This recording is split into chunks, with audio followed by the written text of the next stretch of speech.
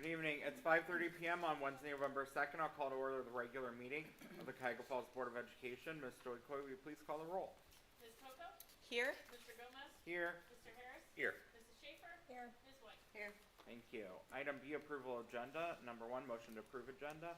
It's recommended that the Board of Education approve the agenda of the November 2nd, 2022 Board of Education meeting. Action by the Board of Education and adoption of consent agenda means that all items are adopted by one singular motion unless a member of the Board of Education, treasurer, or superintendent requests that any such item be removed from the consent agenda and voted upon separately.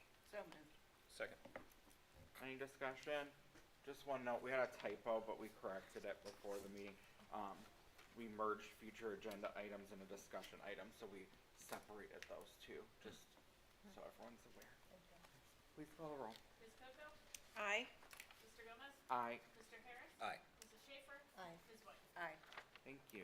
Item C, opening ceremony. Welcome our vision, Cuyahoga Falls City Schools, the hub of our community, committed to a culture of caring. We innovate, we create, we personalize education for all. Our mission, every student, every day, every opportunity. Number 2, informational items. This meeting is a meeting of the Cuyahoga Falls Board of Education in public for the purpose of conducting the school district's business. It is not a public community meeting, although there are opportunities for public participation. If an individual wishes to address the board regarding a topic found on the meeting agenda, the individual must complete a registration form found inside the attendance notebook and present it to the treasurer. Following the introduction of the topic by the board president, followed by board discussion, the individual will be recognized. If an individual wishes to address the board regarding a topic not found on the meeting agenda, they must notify the superintendent and or board president of the topic no later than 3 business days in advance of the meeting. These individuals may share their comments during the board business portion of the agenda. In both cases, the individual will preface comments by an announcement of their name and address and limit comments to 3 minutes. All statements should be directed to the board president. No person may address or question board members individually. In addition, in public session, the board will not hear complaints about school personnel nor against any person connected with the school system. An unabridged board agenda for this meeting can be found on your electronic device at the address shown on the screen, and for your convenience, there are hard copies of the agendas on the librarian's desk. The next regularly scheduled meeting of the Cuyahoga Falls Board of Education is November 16th, 2022 at 5:30 p.m. here in the high school library. And on November 17th, 2022, we have the first 100 days of Dr. Selico presentation.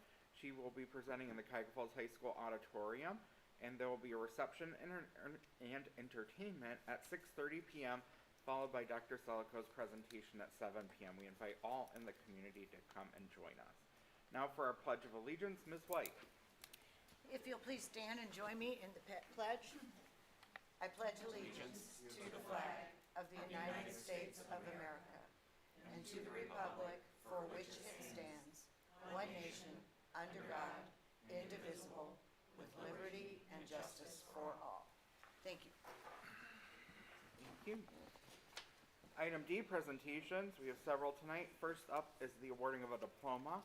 It's recommended that the Board of Education grant a Cuyahoga Falls High School diploma to the following individual who has now completed requirements of the Cuyahoga Falls Board of Education. Our partnership with the Graduation Alliance, which I think is going to be highlighted in the presentation here later tonight. But we're very proud of that partnership, and we're proud to see even one student graduating because of that partnership as success, and we hope for many more to come. So congratulations to her. Please call the roll. Mr. Gomez? Aye. Mr. Harris? Aye. Mrs. Schaefer? Aye. Ms. White? Aye. Ms. Coco? Aye. Number 2 is recognition of our Summit County ESC All-Star Teacher and All-Star Rookie nominees. Dr. Selico. Thank you, Mr. Gomez. If I may, I'm going to go over to the podium Sure. for the next 2 recognitions.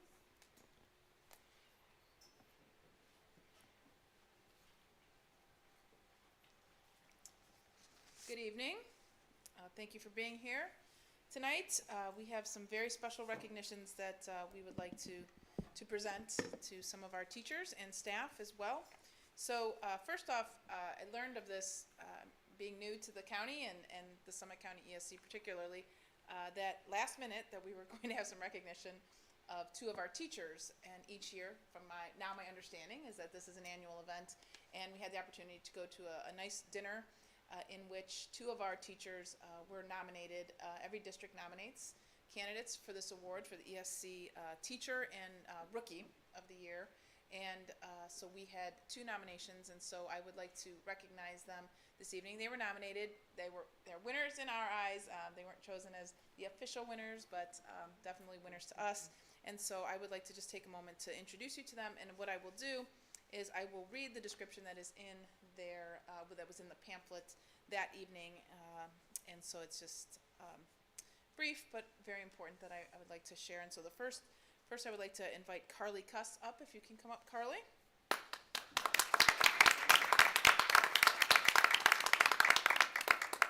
Carly is at the high school, so congratulations. I'm going to make you stand here while I read about you.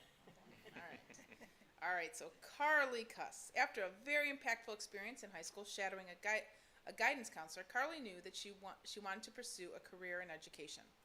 That pivotal moment in her journey launched a consistent pattern of offering support to students. She expresses that dedication by being available and present with each one. Through her ability to be transparent, relatable, and compassionate, she prepares her 10th grade English students for life beyond the classroom. Relationship building is in the linchpin of her approach and philosophy.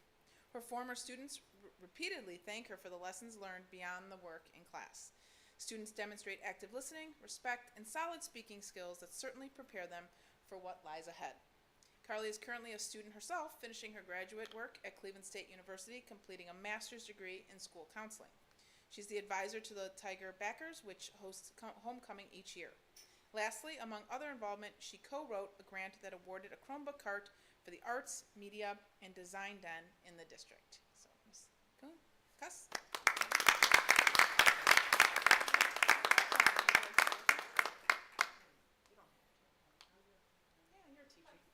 Okay, I guess I'll the spot here. Just thank you for nominating me for this. I actually started in Cuyahoga Falls as a student teacher in the spring of 2016, and the first day that I left, it felt like home. So I just really appreciate this district and how it's shaped me as an educator. So thank you.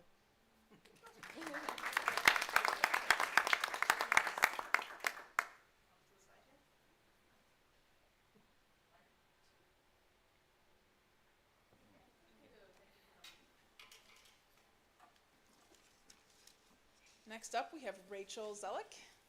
Rachel. And we found out that her mother is really a teacher, right? 3rd grade?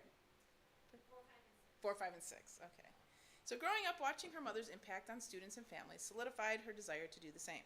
Kindergarten students in her classroom enjoy many engaging opportunities such as Dramatic Play Center, Farmers Market, which is a favorite, as learning happens on various levels. Additionally, there are STEM activities throughout the year that also push students to think outside the box while gaining confidence. Rachel is active in the community, and a few highlights of her involvement include serving as an active member in the Cuyahoga Falls Community Tiger Bags program, offering food to families in need, coordinating and coaching the Girls on the Run program for girls 3rd through 5th grade, and much, much more. And Rachel, you're a teacher at Richardson, right? Yes. At Richardson. So if we could have a round of applause for Rachel. Thank you for having me, and thank you for the nomination. It's really, really exciting. Just like Carly, I actually started out in Cuyahoga Falls as a student teacher at Silver Lake, and it was in 2020. So I started out my career in COVID, and I've stuck with it. So I'm happy to be here. I love Cuyahoga Falls. So thank you.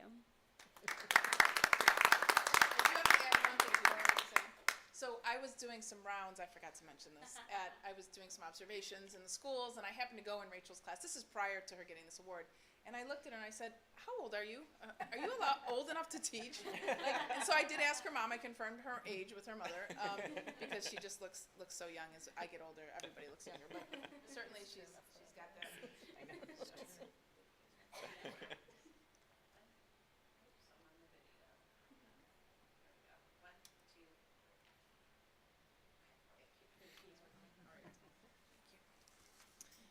Congratulations again to you both. Yes, congratulations. Our third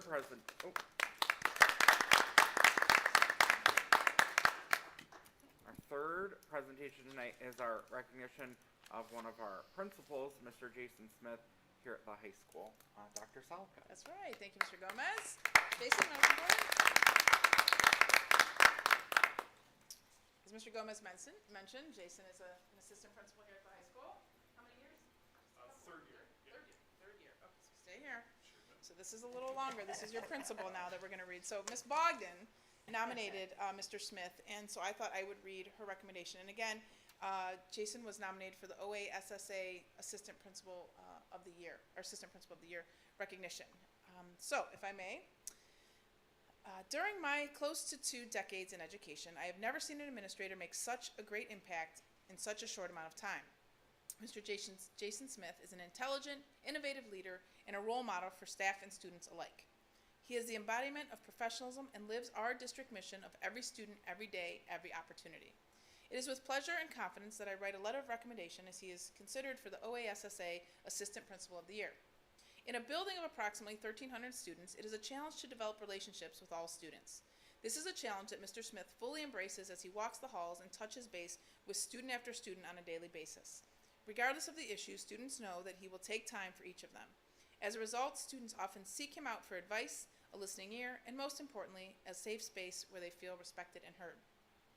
As a member of the 6th District Educational Compact, Cuyahoga Falls High School houses a number of career programs. One of Mr. Smith's many responsibilities includes overseeing these programs. During his tenure as the director, he has assisted in rebranding a number of the programs, of not only doing that, but also he has developed marketing strategies to increase participation in CFHSA programs and also those that are housed in neighboring districts. He believes that all students deserve the chance to explore a variety of paths at the secondary level and supports career education as one avenue to do this. Mr. Smith shines in his instructional leadership as he led the curricular development in 2 new programs over the past several years, including a modern communication through media production and the soon-to-be-launched urban agricultural program. Without his support and leadership, those would not be in the positive places that we are today. Another of his responsibilities include the lead administrator of safety encompassing not only physical safety measures, but more importantly, the health and wellness of both students and staff. Mr. Smith has implemented measures to ensure that all students and staff feel safe in our building as well as respected and comfortable. He thinks of every student population when making decisions. He gathers their input and is always exploring methods to better our learning environment for all. He is the district leader in this area and is often sought out by our colleagues in other buildings for his expertise in this area. Above the commitment that Mr. Smith demonstrates to all students, staff, building, and community is the way that he goes about successfully accomplishing task after task and challenge after challenge. He does everything and takes credit for nothing. He is a humble leader and a great example of what servant leadership is all about. He has a work ethic like no other and has a sense of humor that goes a very long way in what can often be stressful situations. He always says something to simply bring a much-needed smile to the faces of those around him. We at Cuyahoga Falls are extremely fortunate to have Mr. Smith in our midst. Congratulations.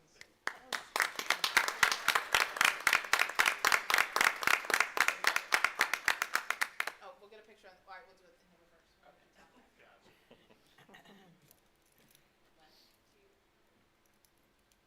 Are you supposed to do it up, down, so you have a better angle, so it makes me look thinner? Oh, Mrs. Schaefer knows about Thanks. that. She can, Wait till I see those pictures. she's a pro.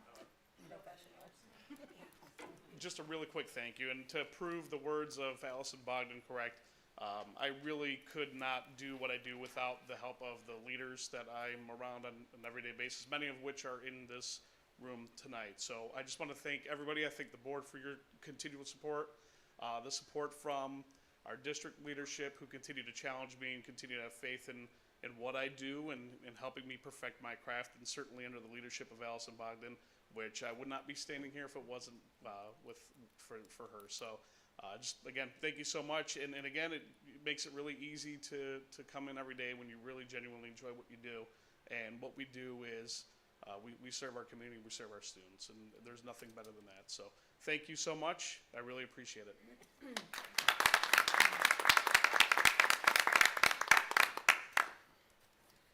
Before we move on, for our people we recognize tonight, you're certainly free to stay, but if you want to leave, this is a good time to leave if you want to leave.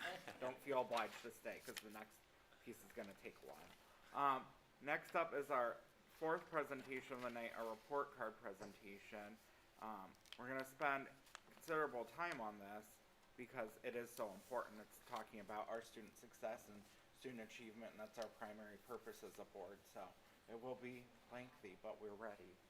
Dr. Selko, did you want to make introductory comments? Sure. Just briefly wanted to say that,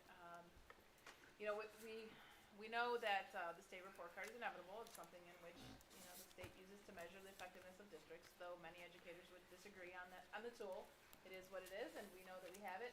We also acknowledge that we have work to do.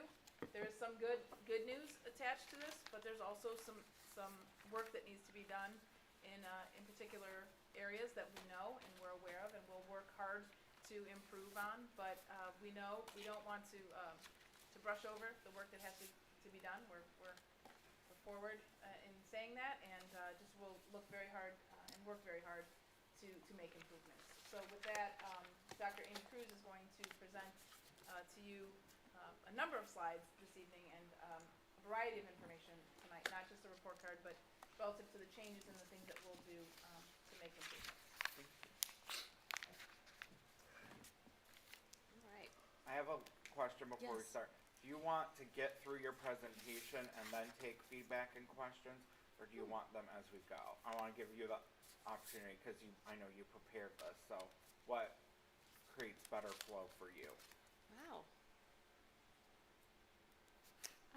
I think if you have a specific question when the slide is up, it's certainly okay to stop me and ask about it then.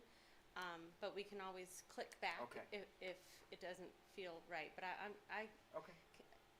please interrupt Okay. if there's a burning desire. Thank you. All right. Everyone comfortable? This is a big one. So we're here, and by we, it's our Department of Teaching and Learning. They certainly have been a part of this presentation and all the data and the work. So thank you for being here, and it's nice to have a team behind all of this really important work. So the report card shares information about how districts and schools are performing. We can celebrate the successes, and we can identify areas for improvement. We know that this is just one part of our story, but it's an important one.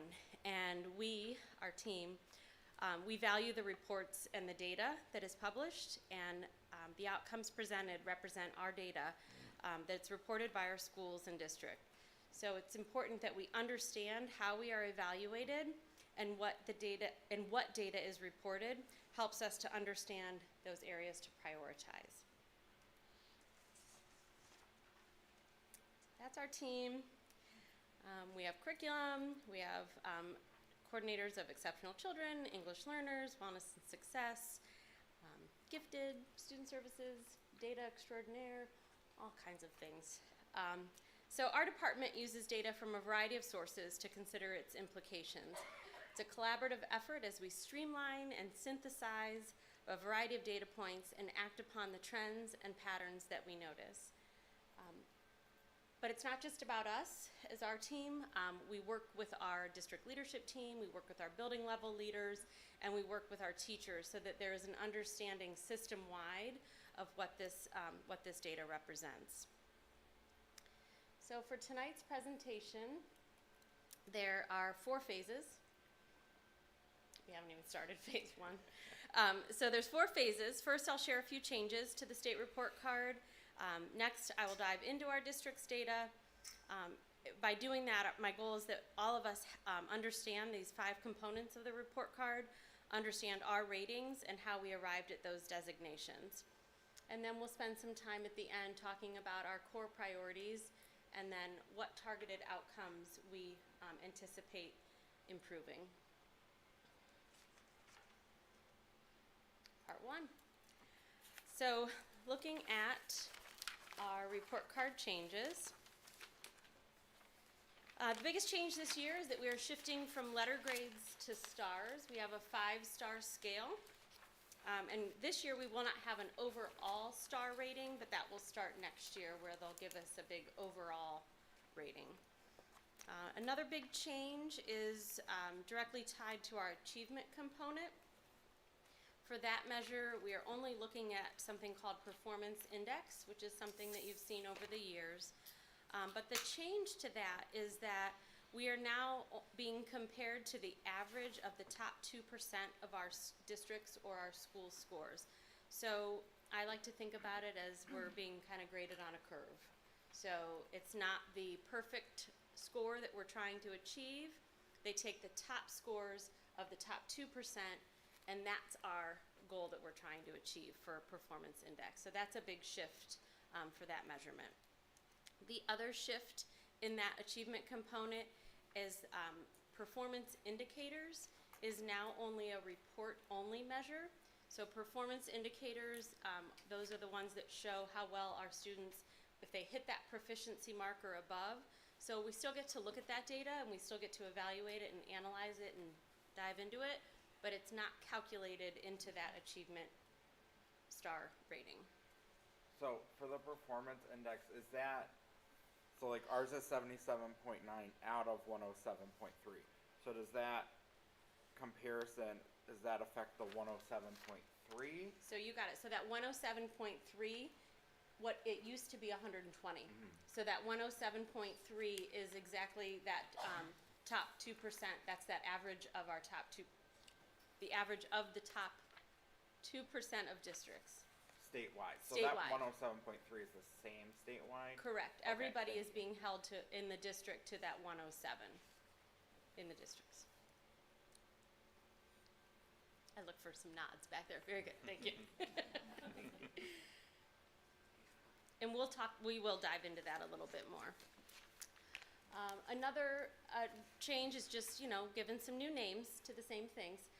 K-3 literacy is now early literacy, and prepared for success is now college, career, workforce, and military readiness. So this is what we're going to spend some time diving into, are these 5 components. And there's 6 up there because we're not going to spend too much time looking at the one that we don't have a rating for, but we'll talk about it briefly.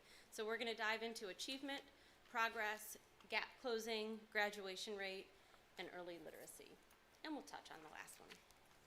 And again, I'm going to share information about each component, explain explain what is used to determine that rating, and then look at our rating and status for each of those.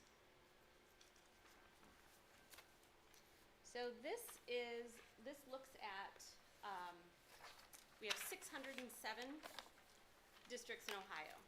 This is a distribution of the star ratings for all the districts. So the chart shows, so if you want to look at the first row there of achievement, so here's achievement. So what this tells us is if we look across here, about 35% of all districts in Ohio, which is 217 districts, earned a 3-star rating in achievement.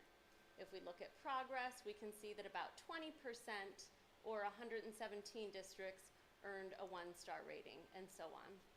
So the number in parentheses is the actual number of districts, and the percentage shows shows how many fell in that category.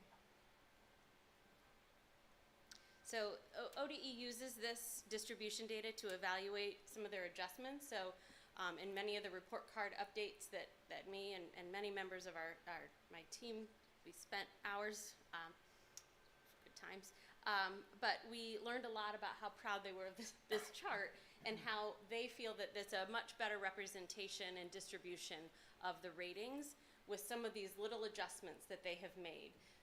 And those adjustments came from stakeholders' voices. So they do listen when we share our feedback. So. All right, so let's look at our data. This is what it looks like if you did a Google search, ODE report cards, and you will find, if you type in Cuyahoga Falls, you'll see our report card. We have our ratings are listed here for our district for each of these 5 areas. We have a star rating. Achievement, we have 3 stars. Progress, 1 star. Gap closing, 2 stars. Graduation, 2 stars. And early literacy, 3 stars. This is another way to look at that, at our report card. So you can see the little tiger is where we fell. So you get a sense of where we fall relative to the other districts in the state.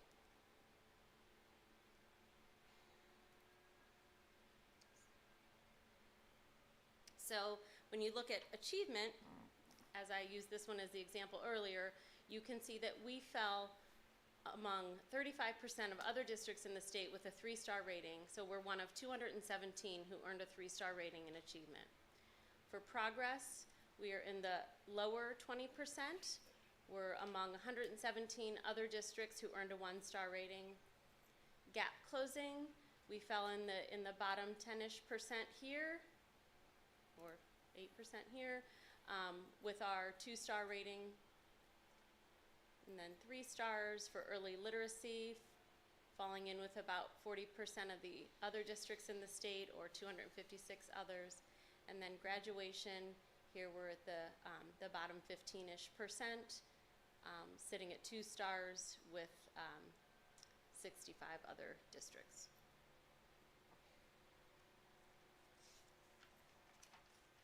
All right, so we're gonna dive into each component and try to understand where those stars come from. So achievement represents how well students performed on state tests. Our district earned a 3-star rating in this component. So this is that performance index that we were talking about. So it uses the results for each student in 3rd grade up through high school, certain high school assessments. It's pretty simple. Higher scores on the state test result in higher achievement levels. Those levels are limited, basic, proficient, accomplished, advanced, and advanced plus. And these are weighted, so higher achievement levels result in larger calculation weights. The performance index score accounts for each level of student, not just whether they're proficient or above. So this measure looks at all kids, and it really helps us to understand where the students fall, not just are they above proficient or below proficient.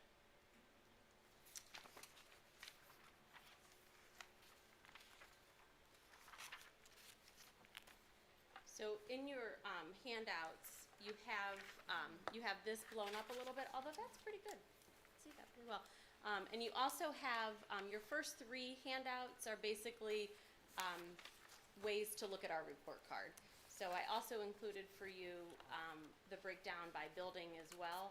Tonight's presentation is really focused at looking at the bigger picture lens of the district, but I thought it would be helpful for you to have that chart that shows the number of stars that each building also has in those categories. So you have this achievement component slide if you wanted to see it more clearly, but this shows the distribution of our students' test scores in the various achievement levels. You can see the weighted points that are given to each level, with scores below proficient counting against our points. So we had 20% of our students in basic. You multiply that by 0.6, we only get 12.5 points for that. So this is the idea of these weighted points for the various achievement levels. So we had 53% of our students perform proficient or higher, and then 44% performed in the basic or limited levels. So we had 77.9 points, which was out of that possible 107.3, giving us a rating of 72.6. So, can we go back to that slide real quick? This is all students district-wide. Correct. So, I did some math on this. 53.7% of all students are proficient or better. So that's good. I mean, that Yeah. 53.7%. We are educating them where the state thinks we should, and that's good, and we should Yes. celebrate that. Yes. And especially, I think that 13.6% at advanced, 15.1% at accomplished, and even 1.2% at advanced plus. That's impressive to me. So I think those are some numbers we should be impressed by. But then the other side of that is that 44.7% of our students are below that proficient level overall. Yeah. And then because we look into that deeper, building by building, it's our K5 is what's kind of pushing us up. And then middle school and high school, we were in every area behind our similar districts and the state average. But at elementary school, we were meeting or above. Yes. And I know you're probably going to say more about that, I because I know will. that's very stark. It's good, The it's good. elementary, middle school, high like a school, tease it's for- a very stark comparison. So It is. You can really see that our elementary scores on our achievement really are. We didn't break it down here, but yes, when we break it down and look at it building by building and grade bands, you can really see the higher achievement is happening at our elementary levels. But unfortunately, if you take, there's 607 public school districts that are given report cards in the state of Ohio. If you take all of their performance indexes and see where we rank, we're in the bottom 25% of the state. So, Yes. which is interesting because we got 3 stars, which is where they say we're supposed to be. So, it's, all data points to consider, nothing, So when you because on look one at it, hand, they're saying you're meeting your benchmark, but on the other hand, we seem to be so far off where everyone else is. So it can be confusing at It times to can try to be. make sense of it all. it is because I do appreciate the celebration of the successes, but I think it's, this is one to acknowledge and recognize. But when you look at it here on the rating scale, so this is how we got to those 3 stars, which, as you said, the state calls this meeting. So our score was 70. Just go back. 73, 72%. So we are between 70 and 80. So we are at the lower end of our 3 stars. We are not solid. We're not a 3-star plus. We're right there on the lower end of that green 3-star scale. So we need to climb above the 80% to move ourselves up to 4 stars for achievement. So that's how we received the rating, but there is this other piece to the achievement component that I touched on and President Gomez mentioned as well, are these performance indicators. So remember, this is report-only data, so it wasn't calculated in our 3-star rating, but this is really helpful data because it disaggregates the data by grade level and by subject. So we ask questions like, which subjects and grades are students doing well? Have they improved since last year? So looking at this from a district level lens, when we look at it from everybody's testing results in the district, we can see here this column shows our ELA, English Language Arts scores from 2019, 2021, and 2022. Remember, we didn't test in 2020. So we don't have those spring scores here. So we have 2019, 21. So you can see for ELA that we are right where we were pre-COVID. So hitting around that 71% of our students being proficient or above. And then you can see next to it, to give it a little bit of calibration, the state averages of proficient or above. So the state hasn't bounced back to the averages just yet as a district, and the same for math. We still have some room to grow in terms of bouncing back to our pre-COVID numbers. So we had 76% proficient or above in math in 2019, dropped in 2021, and then 2022 results of 61%. So the state had a similar trend of dropping and coming back up a little bit. So you can sort of look at that relative to the state scores. And then you have this chart as well in your handout. So this is what I think you were referring to, is really being able to break it down by grade level and subject area. And so this chart shows again, just to orient you, we have our percentage of proficient or higher in 2019. The top half is the ELA, the middle section is math, and then we have science and social studies here. And then they're increasing grades 3, 4, 5, 6, 7, 8, and ELA 2. Not sure if you can see it in the back, so I just sure. So the shaded green represents a score that was higher than the state's results in that particular year. And then this highlighted little column here of 20 is just our most recent scores of 2022. And then this column, if there's a little plus mark, then it was an increase from the previous year. The green, again, showing the higher than the state, and then an increase. So just as was mentioned before, especially in ELA, we have our 3, 4, 5 are higher than the state average and also showing an increase from the previous year, which is not the case for our 6, 7, 8 and high school ELA 2. And those are, wait, let me make sure I'm understanding that correctly. Those are grade levels across, not cohorts, right? The cohorts move down, but the grade level, okay. Correct. Yes, these are just how that grade level performed in that school year. If we wanted to track the cohort, we'd have to go like diagonally, Diagonal, okay. which then you skipped a year, so. Yeah. You have to go like jump and then, okay. Because they're trying to, yeah.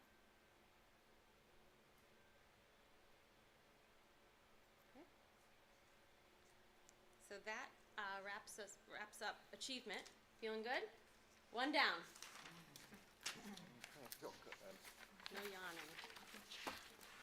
All right, so now we're going to jump into progress. Progress component looks closely at the growth of all students are making based on their past performances. You'll hear this term progress interchange with the term value added. The term value added refers to a statistical analysis that is used to measure the impact of districts, schools, and teachers on academic growth of specific groups of students from year to year. One of our ESC colleagues tried to simplify this in saying it's essentially the value that a district, a school, or a classroom teacher adds to that child's educational experience that school year.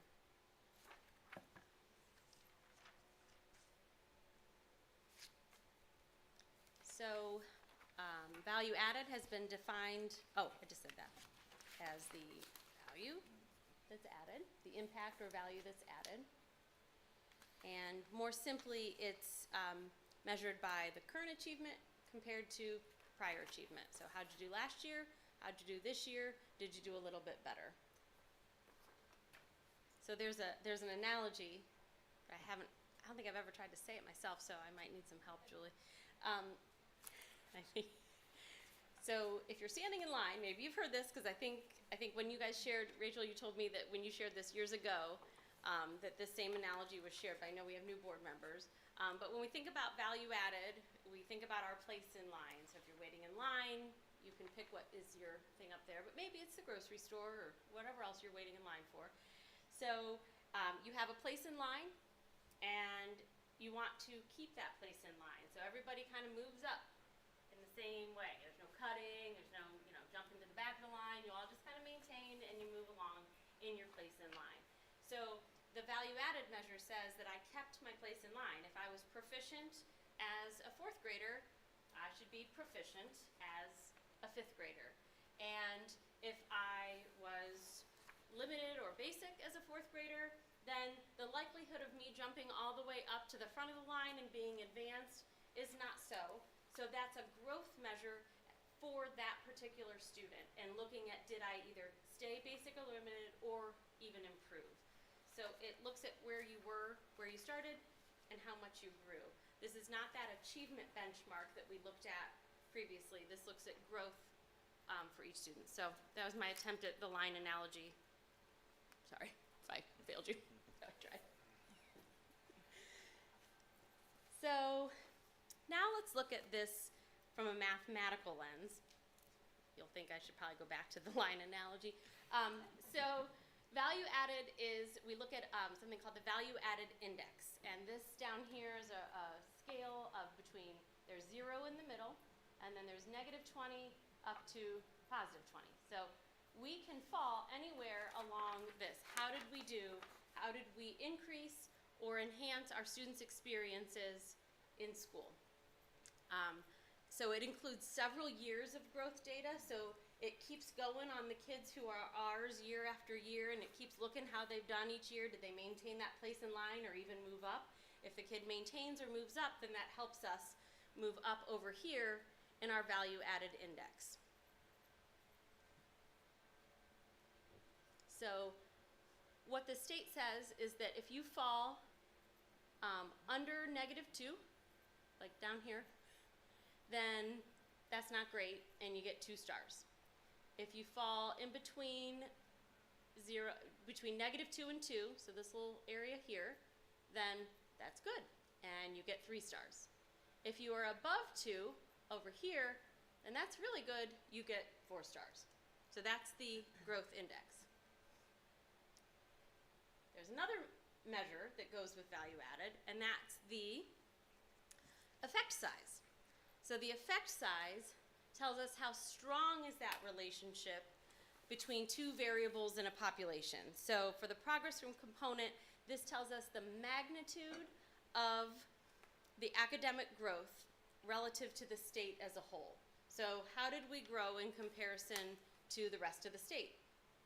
So if our district, here's 0, has an effect size of above 0.1, then that tells us we're pretty sure that that's a higher magnitude of growth.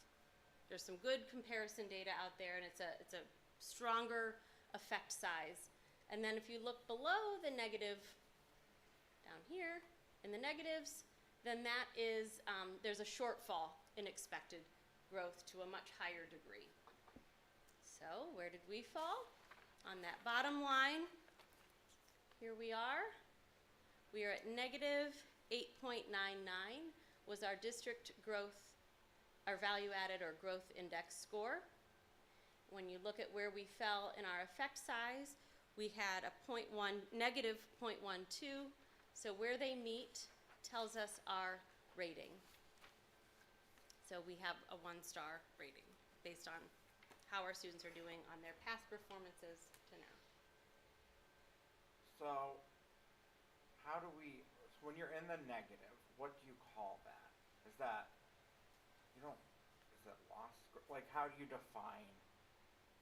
Our students did not experience a year's worth of growth during Compared that to school where year. they started the year. Compared to where they started and compared to other students in that quintile is how they break it up. So a student who was in that lower quintile, they look at that population across the state, all the kids who were in the limited range and how they did, and they see how we should do. So that's where that effect size comes in.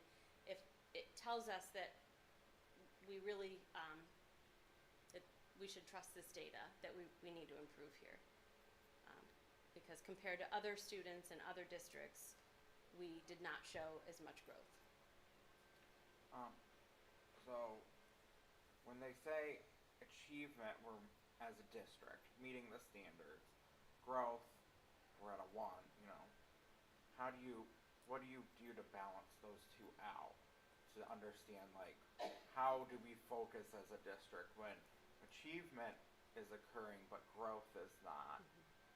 What do we do about that? That is a great question. And just a few hours ago, our administrative team, consisting of our building level principals and our district level leaders, we were in our second value added training.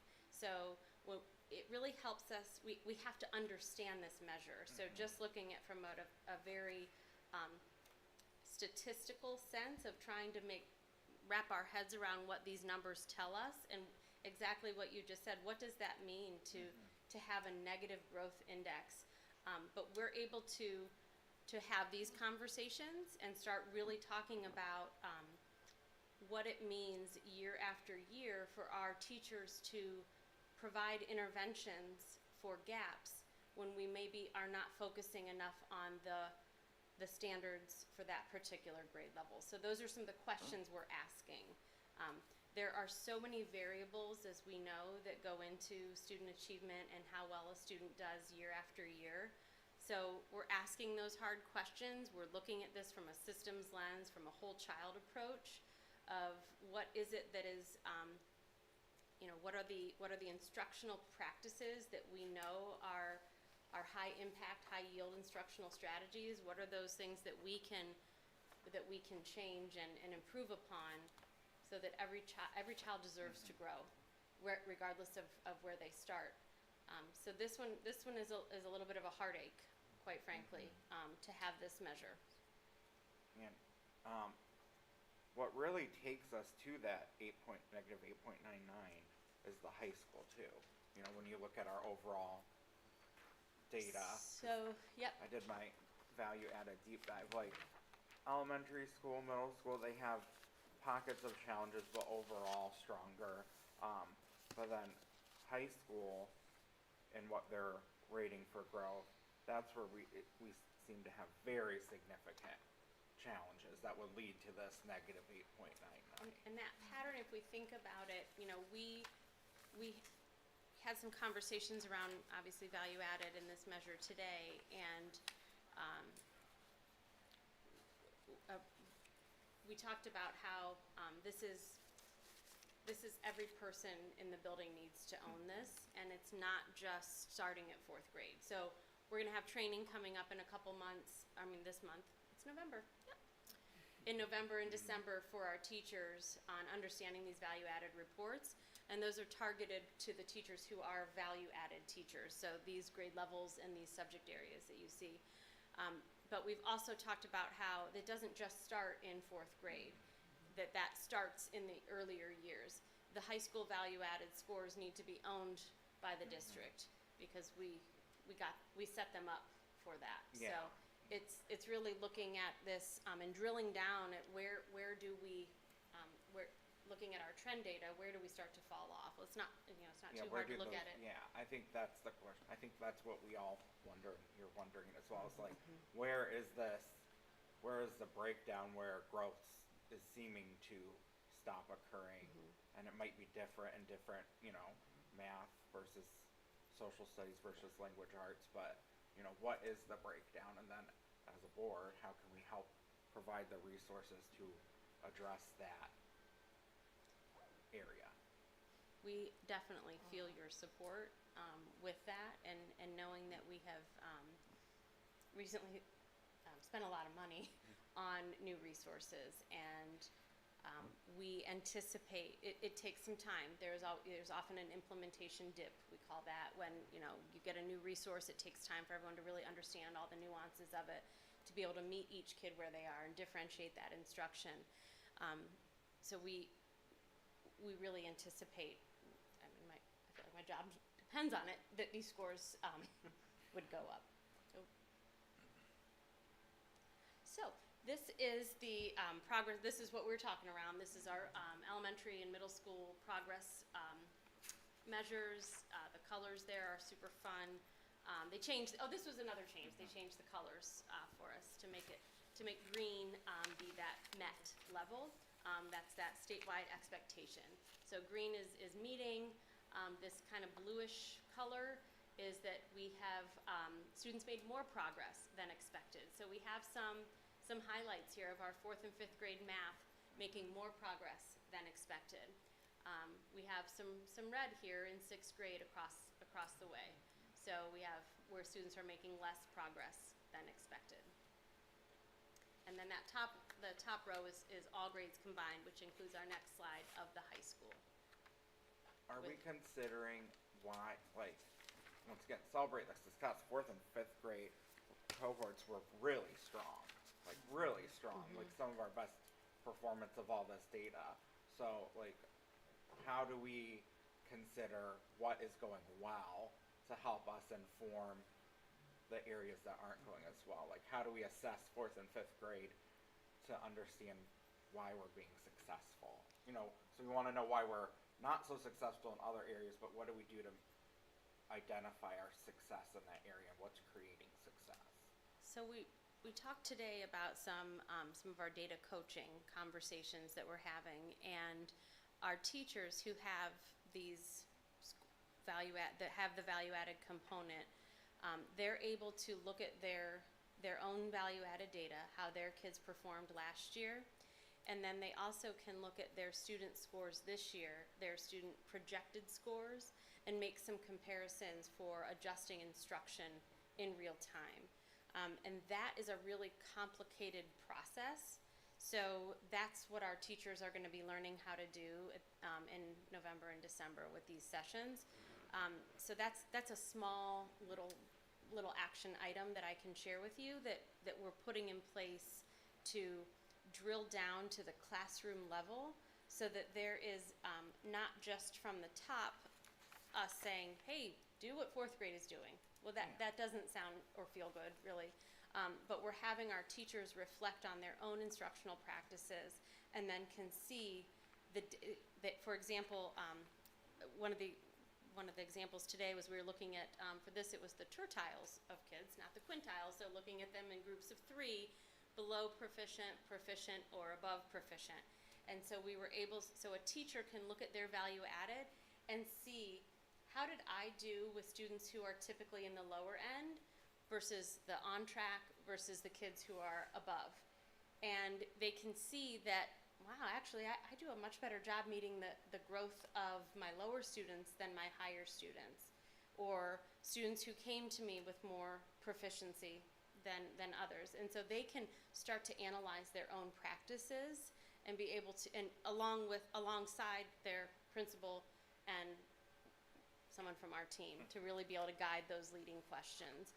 But we need our people who are doing the instruction to have those aha moments with the data to make those shifts in the classroom. Because there are a lot of high yield instructional strategies out there that we could just dump on everyone. But it's really about having the data there combined with those instructional strategies to be able to make those choices. So do you get the data like by educator of like, I know that the state doesn't release that and for good reason. Correct. But you get access to that, so you can say, here, 4th and 5th grade, here are, our superstar shiners that are getting us to that dark blue, and then you and your team could be like, okay, what's going on? This is 4th grade teacher. So you have that ability. We have that ability. Okay. Thank you. Do we have the progress component for the last data for like 2019 and 2021, like the achievement? Is that I somewhere? did not include that in here. This measure felt a little bit lengthier. No. But I can give it I to just you. wanted to make sure that I wasn't missing. No, I did not this, but include it in the okay. For presentation. which part? From like to look at For the 2021 to. progress. Yeah, I can Just to see where Yep. we were before. to have like this kind of chart, That would be th- awesome. that I don't from know for previous years. Yes. Yeah. Right. Yeah, some of the data is It's not missing there. because of COVID. For Okay. example, we don't have 4th grade data for 1 year because the 3rd grade is the baseline. Well, we didn't take it in 3rd grade, so yeah. But I can show you that. Yeah, the state's doing 21, 22. Because like I said, deep dive on value added. You can get like a district level. Like there's sub-reports to this main report, and this is a big one. And they compare your 2021 and 2022 And data by building, and then like it starts at 4th and 5th grade. So that's. But It's all on the state report card. I can go in and get that. Yeah, I you can can try to see it. remember what I clicked I on can to put get it in me the to chart. this. I can click on it. I can go. But yeah, those are the 2 years they're comparing. So We it did- does exist. It does exist, and it's actually, I can take a screenshot of my, we were in it today. It shows, you can click on the 2 years. In fact, that's what Corey told us to do, was to click on the 2 years, and then we can see it. So it's really not hard. I can just give you a screenshot. So this was where we fell. I think we all remember that. And this is why, because we had that effect size that was less than -2. Ours was the -8.99. I'm sorry, growth index was less than -2, and our effect size was less than -0.1. So that leaves us here with 1 star that says significant evidence that the district fell short of student growth expectations by a larger magnitude. So we have we have our work cut out for us here because we're pretty far down. We're pretty far away from that -2 threshold, but we're gonna grow. Okay. Any other value-added questions?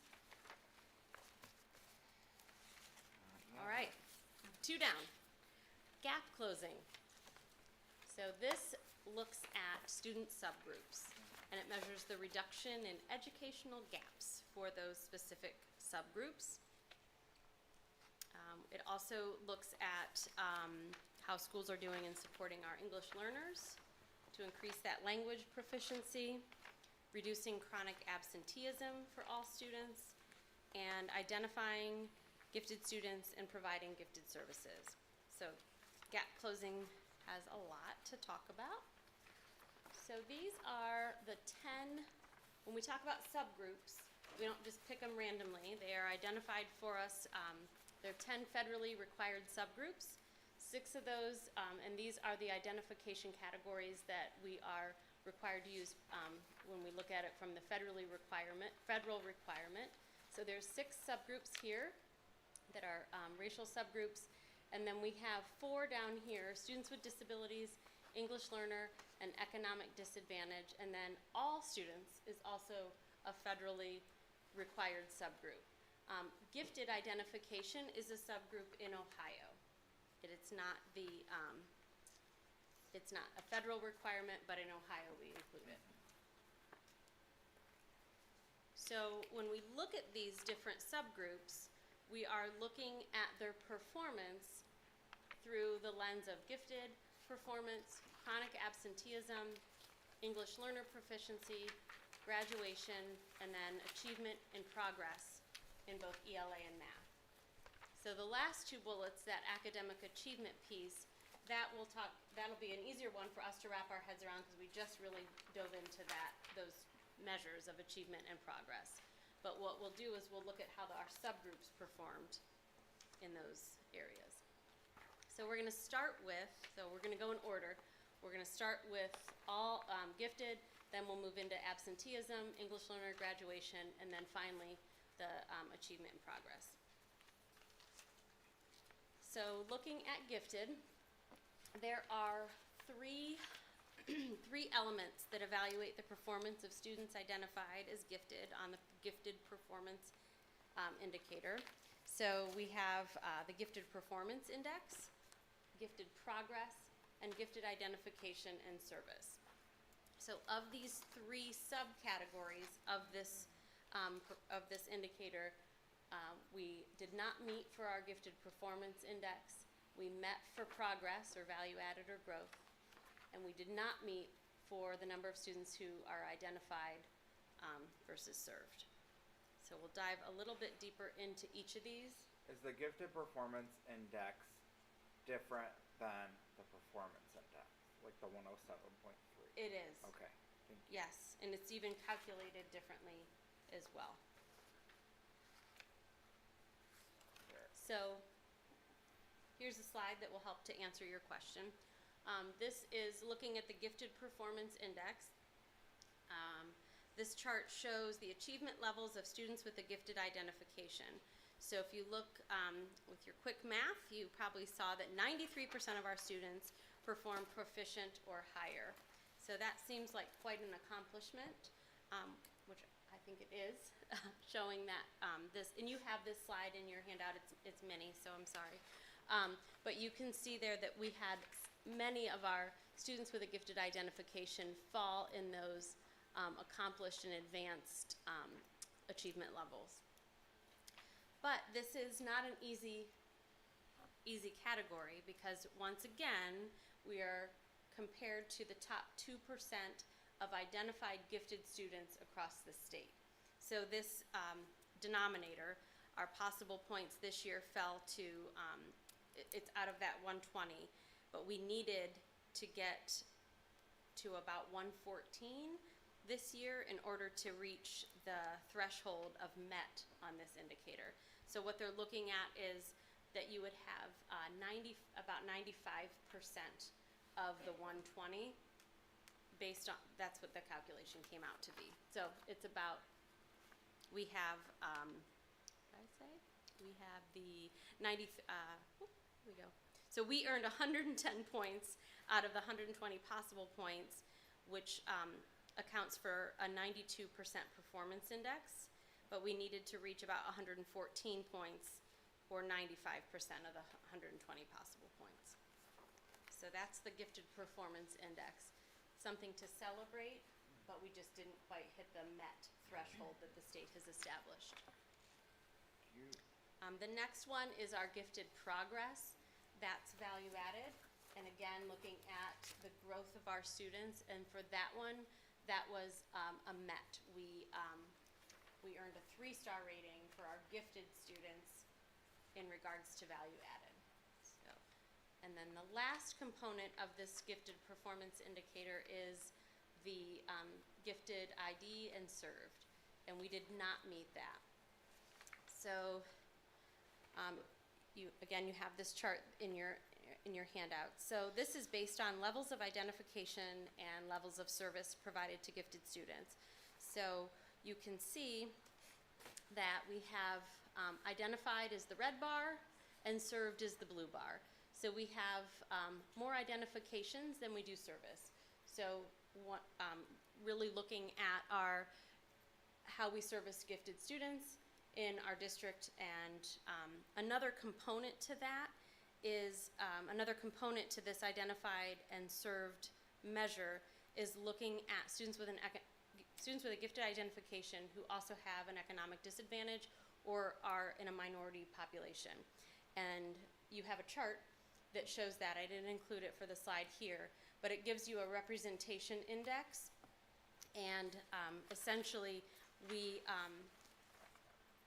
have inequitable identification and services in our district for students with an economic disadvantage and those identified as underrepresented minority. So I know we've shared a lot of updates and things that we have made some adjustments. We've looked at cluster grouping. We've looked at how our students are performing. We want to celebrate those achievement and those growth measures. But we have some room for improvement here to growing not just this amount of kids, but really making sure that all of our students are receiving services. Can I ask a question about that? Please. The identified gifted, is that being identified through these tests? Like they've scored this, so they must be gifted, or is it our testing that we do in? That's a great question. So we have to assess students in grade bands, so per ODE's mandate. So we have to assess students for achievement, and we have to assess them for their aptitude or their ability, so IQ. And we have to do that at least once during K-2, at least once during 3, and once during the 3 to 6 grade band. It is a locally determined measure based on a list of approved assessments from the state. So we see this list of approved assessments, and we decide what do we want to use to identify students as gifted in our district. And we follow their thresholds and what that means. So we use MAP reading and MAP math to identify students with a specific identification in reading or math. And that percentile is a 95th percentile. So you take the MAP test in 2nd grade and your reading score hits 95th percentile or higher, then that causes you to have an identification in reading. Math, same thing. Any year you take it, because the state said you can't just count certain grades. So if we give MAP from grades 2 through 6, 2 through 8, we have to look at those scores, and it's a fun job to look at all of the MAP scores and find our ones who are 95th percentile or higher, and then those kids get the identification. And then when we look at the service, that's the achievement, and then the other side to that is that cognitive side. So we look at a superior cognitive identification. For that, we use the cognitive abilities test, or nicknamed the COGAT, and the COGAT is can be thought of like an IQ, where 100 being dead average, and then 2 standard deviations above that is 128. So a student who who reaches a score of 128 or higher on the COGAT has an identification of superior cognitive. So my second part to that question Yes. is, so the service, it says identified versus serviced, or served. What type of things is expected for us to be considered serving the identified population? So from a compliance measure, what we're looking at from service is that we have to have a written education plan in place. We call that a WEP. So if a student has a gifted identification and is being serviced, then those parents will receive a written education plan for their child. The state has outlined ways that we can serve gifted students. One of those ways is cluster grouping, where you intentionally place a group of students with a gifted identification in the same class so that differentiation can happen more readily for that group of students. Another way to provide gifted service is through acceleration. So when we look at our math pathways in middle school and high school, students who are taking Algebra 1 as an 8th grader, that's a gifted service because we've compacted the curriculum and we've accelerated them. They're taking high school math as an 8th grader. So that counts as a gifted service.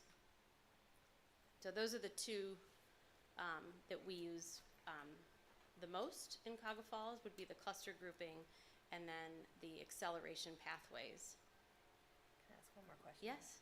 So if someone takes the map and is identified as gifted in, say, math, and then the parent gets the letter saying, hey, congratulations, your kid did really great in math, and they're considered gifted, then at that point, then that's when the written I'm sorry. The web. Yeah, I was trying to say the actual.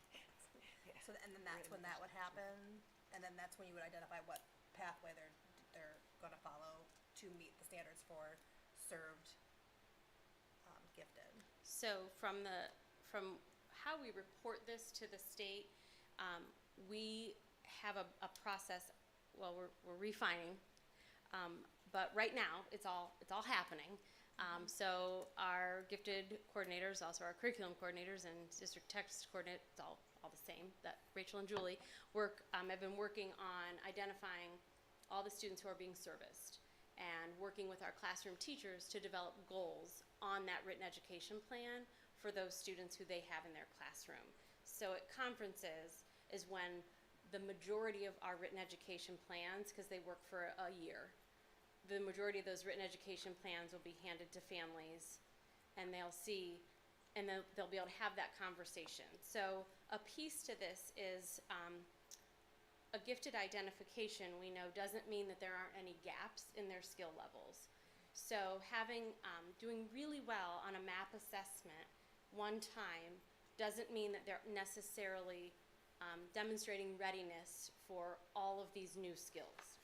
So the cluster grouping model is really an inclusive approach that allows for the students to receive targeted differentiation based on their individual needs. So the teacher has a cluster group of, say, 6 kids with a math ID, thinking elementary, 6 kids with a math ID in her class. She's going to look at their performance on maybe an upcoming unit and do some pre-testing and maybe move them a little faster. That would be one way. She could also say, you know what, they kind of have this, but I think they need to stick with me, but we're going to dive a little deeper, and I'm going to give them some challenge problems. And so maybe instead of some of the rote practice, they're going to have a little bit higher level critical thinking on some problems. Maybe that looks like in her classroom a puzzle of the day that all kids can access, but she's really going to make sure that those kids who have that gifted identification are doing that puzzle. So it's exciting because it's tailored to the individual needs of the student, and that's really a plus to cluster grouping. On the concern side or the accountability side is that a lot of that falls to the classroom teacher. So the state has graciously outlined a plan to help us with that. So we are, if we say that a student is being serviced in a classroom in a cluster grouping classroom model, that classroom teacher has to have gifted professional development hours. So it's on us as a district to make sure that we are providing these opportunities for our teachers to learn about the nature and needs of gifted students, to learn about how to differentiate all these different components. You said that most of that falls on the classroom, but it's all, I mean, it's all on the classroom teachers at this point, right? I mean, we don't have a gifted, pull-out program. It's all on the classroom teacher, correct? Correct. Okay, yeah. And we have our literacy coaches at the elementary level who are providing, differentiated. We're looking at data. We're providing that support from a literacy lens. At our middle school this year, we have our coaches, our gifted and literacy coaches from the ESC that are working one-on-one with our ELA teachers, specifically to help with that differentiation. So it's a big ask, and we recognize that, but we also really love the benefits of that cluster group and what it can provide for our students. I'm sorry, if I could just point out that this reflects our previous service model. So previously we were serving at the middle school level students identified as superior cognitive, but we were not purposefully clustering the students identified as gifted and needed math. Although some of them had acceleration opportunities and that sort of thing.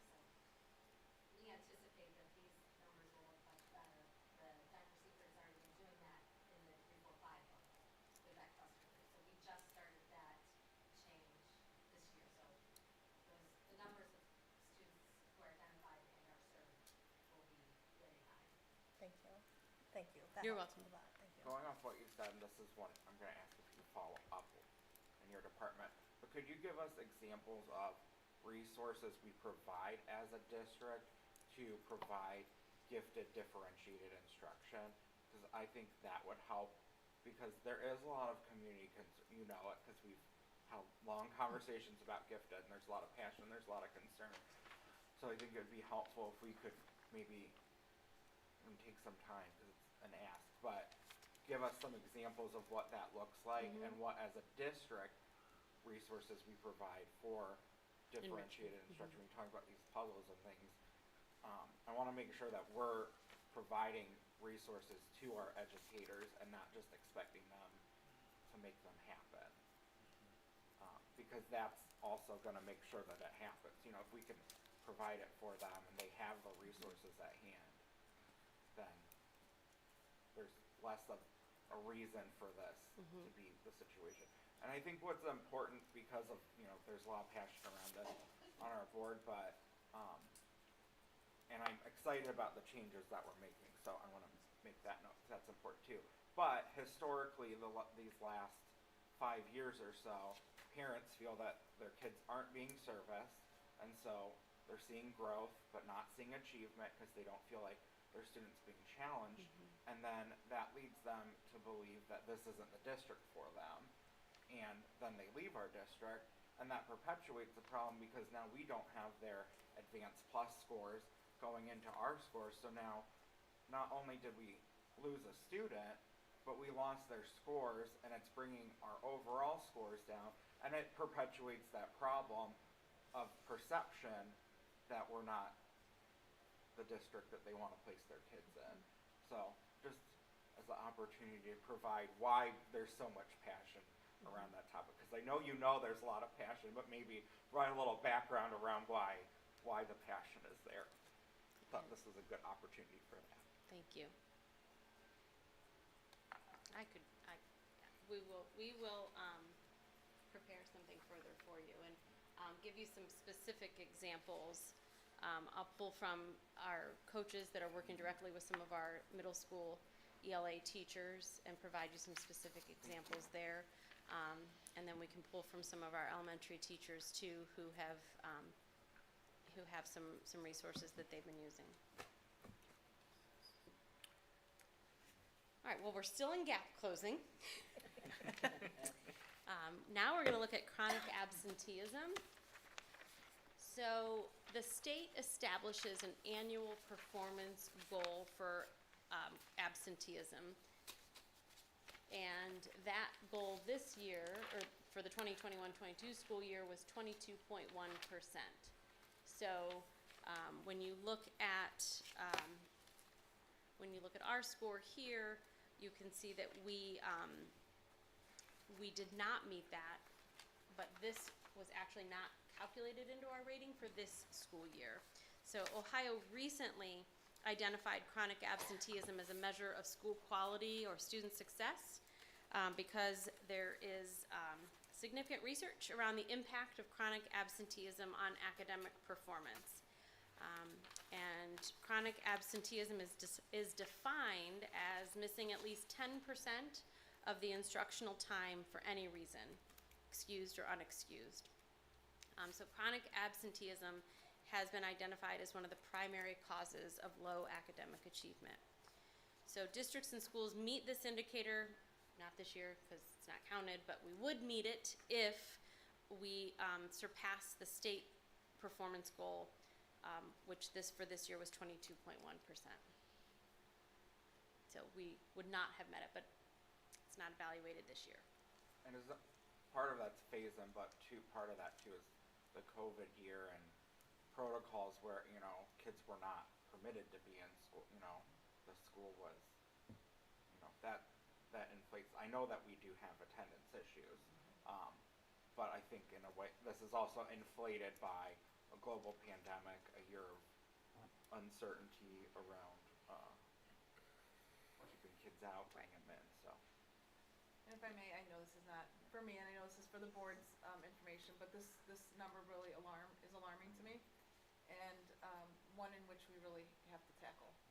We have an issue with students' attendance, and it is absolutely impacting their achievement and their ability to learn when they're missing all this content. So this is something we definitely will be focusing on. When you say 10% of instructional time, and I know we go by instructional hours and not days missed anymore, but roughly, how many days of school would you miss to miss 10% of instructional 18. time? 18 for the year. Mm-hmm. And so I know we offer more hours than the state minimum. So does the state say it's 10% of how many hours of education Cuyahoga Falls offers, or is it based off 10% of the minimum required by the state? I've never thought of Yeah, that before, that's a so if good you need to question. follow So, up, feel free. It's I've never- in the technical documentation, which President Gomez, I think I'm going to have to give you all of those. So you're really a good student in reading all of your work. So I will give you the technical documentation for each of these components, and it will absolutely outline that for you. So it shows the total number of hours. It drills it down to even which students are ours based on their attendance. Full year equivalency are some terms I'll throw. Go ahead. Where kids count. Yeah. That's a great read. Thank you. Well, because they do an interesting report on student transiency, and then they break it down by those federal disaggregations. So I think that's what Ms. Shaw was talking about. Yes. Too. Which was very interesting. The transiency information is very interesting. Probably speaks to some of the attendance as well. If I might, a note that I want to make is, we looked at our withdrawals to date, and they're actually lower than they were last year, and there are no patterns. Like, we look for maybe remote kids, maybe, are they moving, where are they moving, and there are really no patterns. I'll share that information with you tomorrow. I got a sneak peek. It's very interesting. Yeah, it is. So our students aren't leaving at the rate that they left last year. So that's good news. So another measure, so that was chronic absenteeism. Another gap closing measure is the English learner proficiency. This measures the improvement that English learners make toward English language proficiency. This relates to gains in proficiency as measured by the individual student performance on the Ohio English Language Proficiency Assessment, or the OELPA, as we lovingly call. So it looks at their performance across 2 school years.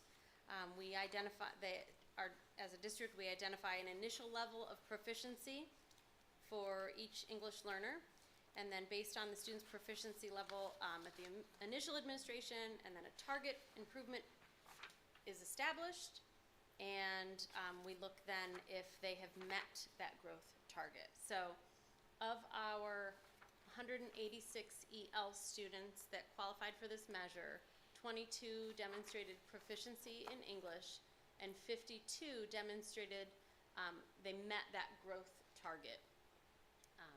So that's 40% met of all of this. 40% met the proficiency improvement, which was not met according to the state threshold.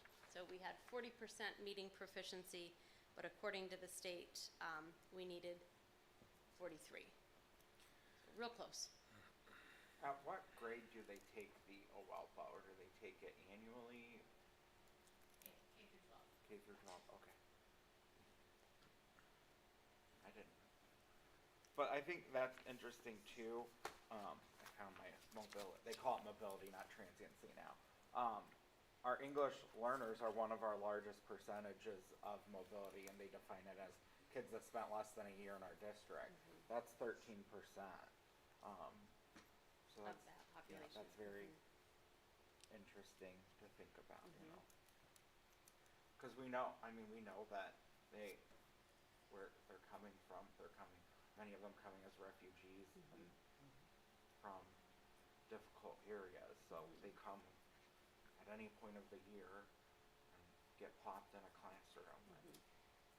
And I think that that's where this measure is, that piece about demonstrating that growth target helps with that, because it's going to take some time for our students, many of our students who, you know, as you mentioned, have different situations, and so demonstrating proficiency in English is not always the goal that first year for many of our students. So having that growth target makes this an attainable measure that we're going to get to next year.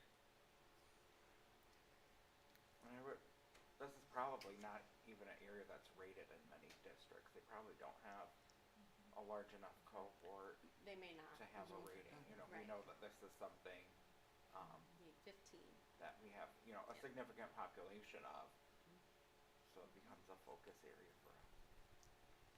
Like, we have a coordinator of all of our people that teach that. Barberton district has one person that does that because they have Correct. such a small population. So, you know, not even that far away from us, it's such a difference.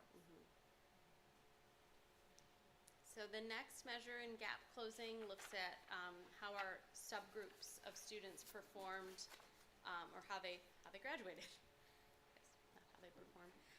So just to note, with this gap closing and also with the graduation component, the summer graduates are counted as being on time. So a summer graduate, obviously a student who receives a diploma sometime after their 4th year of high school ends, but before the 5th year begins. And so to allow these graduates to be included, this rate is lagged by 1 year, so that the data that we're looking at represents the rate for the graduating class of 2021, who graduated sometime prior to the start of the 2021-22 school year. So I shared with you a handout in your folders. You can see that 6 subgroups in Cuyahoga Falls are measured because we needed an N size of 15. So for the graduating class of 2021, 6 subgroups counted and 1 subgroup met their graduation goals. So that's how we got 1 point in this gap closing category.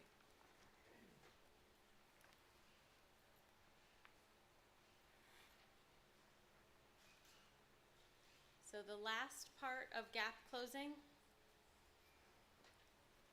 not the last part of the presentation, just the last part of this component,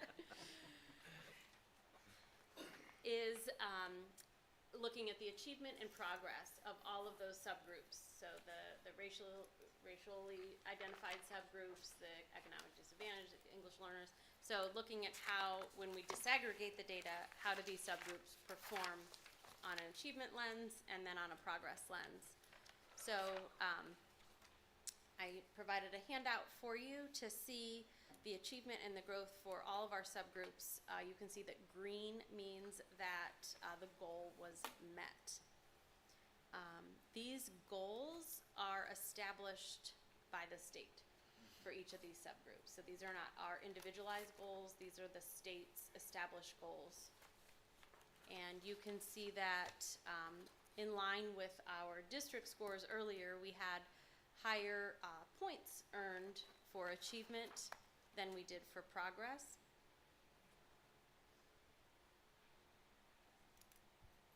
So we had we had 9 subgroups measured out of the 10. We had math achievement, we had 5 out of 9 met those indicators. ELA achievement, 7 out of 9, and we did not meet any of our growth measures for any of our subgroups.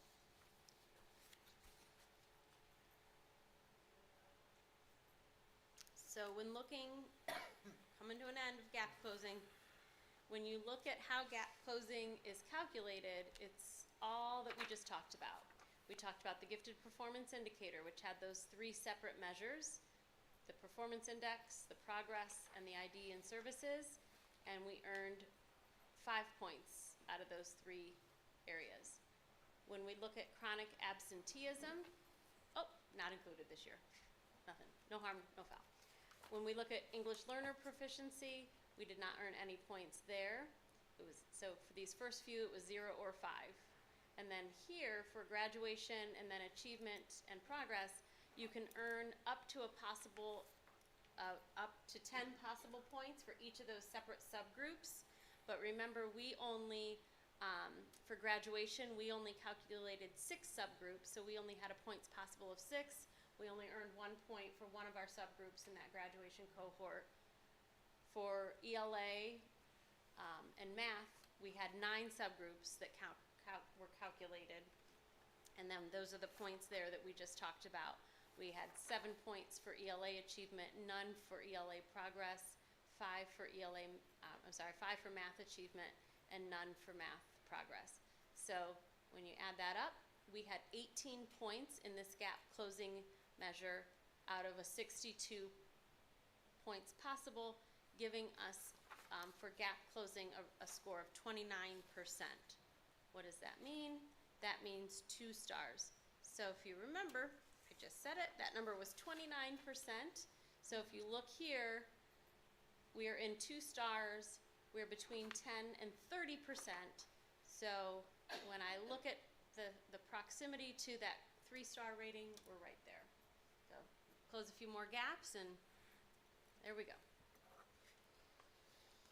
I just want, because we have new board members upstairs. First report card presentation, I know they're excited. But, and gap closing is where the state of Ohio, on those subgroups, they set different standards and different goals based on the subgroup. So there's some institutional racism in that, where they determine that Asian kids are supposed to do better than everybody, Black kids are going to do worse. So there's institutional racism in it, but that defines how you get points, because they set the bar lower for certain racial subgroups and higher for others. So it's just important to note that, and how much value you want to put into pieces and parts of this particular one, because I think it's continually disappointing that the state makes certain assumptions about our students based on the color of their skin and their ability to learn because of that, and that's where they measure that in gap closing. So the state has work to do on that as well. Yes. All right. Okay, early literacy, shifting gears. This is component 4 of 5. Yeah. Hang in there. So, early literacy measures the reading improvement and proficiency for kids in kindergarten through 3rd grade. For this, if you recall, we earned 3 stars in this measure. So let's dive deeper. It's not just a simple category here. There's 3 parts to early literacy. These 3 different measures help provide a more complete picture of early literacy in our schools and districts. So the 3 measures are combined to create a single rating for early literacy. The first measure is that proficiency in 3rd grade reading, which is a weighted percentage of 40% of this measure. Promotion to 4th grade, 35% of this measure. And then improving K-3 literacy is 25% of this measure. That last one, it's important to note that schools with less than 10% of students scoring not on track in kindergarten will not have this measure contribute to the component rating. So we do have schools in our district that do not have this measure in place. The schools who do not have this measure in place have a higher rating. So you can draw your own conclusions on that, but it's when you look at that chart that I shared with you at the very beginning and you see the early literacy ratings, it is important to note that it's not an apples to apples comparison using this measure, because some of our schools did not have that 25% counted for that rating. So let's just look at what these mean for our district. This first one, that proficiency in 3rd grade reading, pretty straightforward. Proficient or higher on the 3rd grade state test. So we had 200 out of 284 students, or 70-ish% of our 3rd graders performed proficient or higher. Some kids, there are students who don't count towards this measure, so if you're wondering where that 284 came from, we do have some students who don't get counted in that number. Those could be students who perhaps take an alternate assessment because they have a cognitive disability, or they've been excluded because they were not did not meet the full academic year for that measure. So, for students who take this test more than one time, it's offered in the fall, it's offered in the spring, and if you still need it, you can come back in the summer and take it. So we give 3 tries to pass it. So that's that. The next part of this measure is the promotion to 4th grade. So as mandated by the Ohio Department of Education, if a student's not on track with reading by the end of 3rd grade, they may be retained. So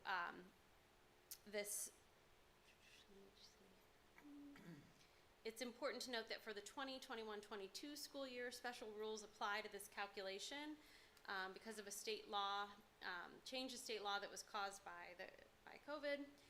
So for this 2021-22 school year, if a 3rd grade student's academic performance in reading was below the grade level, but the student's team around the students, including the building principal, their teacher, in consultation with the parent and guardian, if they all agree that the student is prepared to be promoted, then the student may be promoted. So that was a little asterisk in the law for last year that that we were not going to implement the punitive measure of retention because of COVID.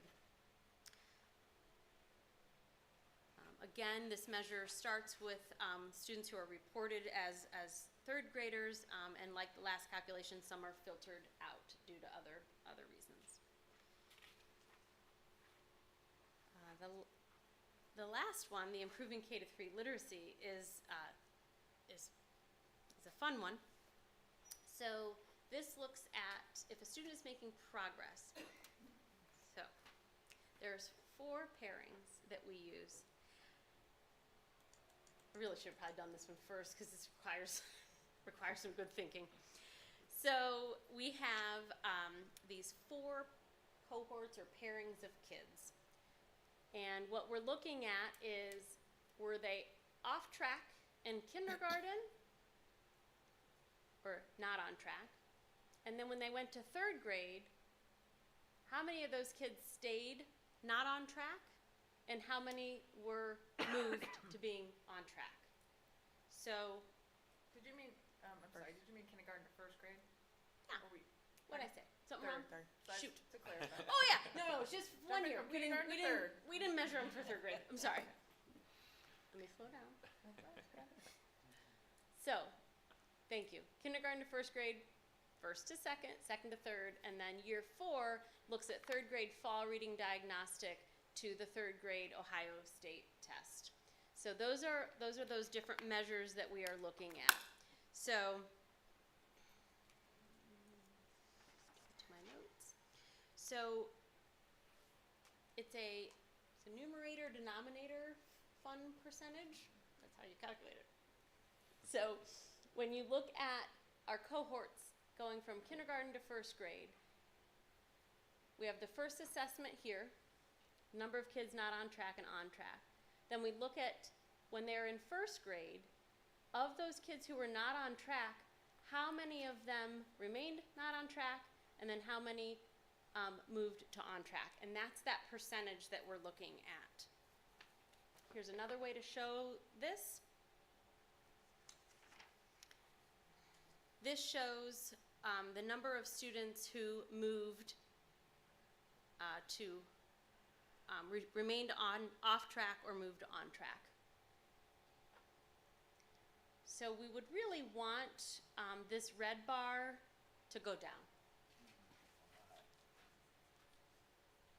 I don't want to go too far into this and I don't want you to hear that I discount this measure completely, but it is important to note that every district gets to choose the assessment that they're using for this measure, other than the state test for third grade.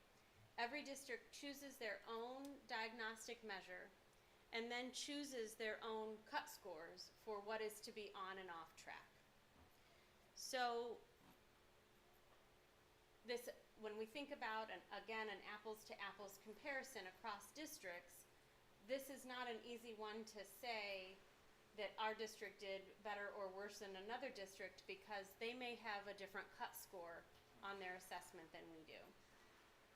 Internally, here in our district, something that we have already made a change in with this particular measure is we recognize the number of students remaining off track is not indicative of their growth as an elementary student. And so we were using, as our diagnostic assessment, we were using MAP data for kindergarten, first, second, third grade. We now have adopted, you may have heard of Acadians, and so now we are using Acadians data, which really drills down into the early literacy scores, and we think is a better measure of our early literacy scores and a better indicator of who's on and off track. So just to explain that a little bit, our MAP scores, when you are in first grade going into second grade, you take this MAP assessment as a kindergartner and a first grader, and the reading portion is read aloud to our students. And then when you get to second grade, it's not read aloud anymore. So it's not always a measure of the same thing that we were looking at. So we revisited some of this with our literacy specialist, with Dr. Seifert. We reevaluated what assessment is our locally determined measure for our reading diagnostic. So we anticipate these scores looking differently next year, and we hope that the scores aside, we just wanted an assessment that was a better measure of our early literacy skills, and we feel that we have that with Acadians. So next year you could kind of like pop that and be like, here's what the state says. Oh, that's exciting. Because I'm a big proponent of having local measures as well, because I think that tells our story better sometimes. But I have a question, because it is kind of concerning, because statistically, if a kid gets off track, they only have a 1 in 3 chance based on our percentages to ever get back on track. But what does it mean to be on track? The document never defines, like, for layperson me, like, what does that mean? Like, what are we really on track for? So for MAP, it was a percentile. So remember I said how for gifted, if you hit the 95th percentile, that causes your identification. We set that percentile for what was on and off track. Dr. Seifert, do you recall the percentile? So they're on track to reach our cut score. Yeah, so we Okay, say, that makes we sense. say that the percentile of 30th percentile or below makes you off track. We established that cut score as a district. So if we said, and we base it on the recommendations of the vendor, of the assessment, and make that determination. I believe, 44th percentile tends to be considered, off track. 45th percentile is considered on track. Thank you. We are still keeping a map for our 3rd grade reading diagnostic. We're just gonna be using Acadians for K1 and 2. So this sums up that early literacy rating. We talked about the 3rd grade proficiency rating. We had 70% of our population using this calculation of weight. That gives us a 28% out of the 40% for this area. Looking at the promotion to 4th grade, we had 100%.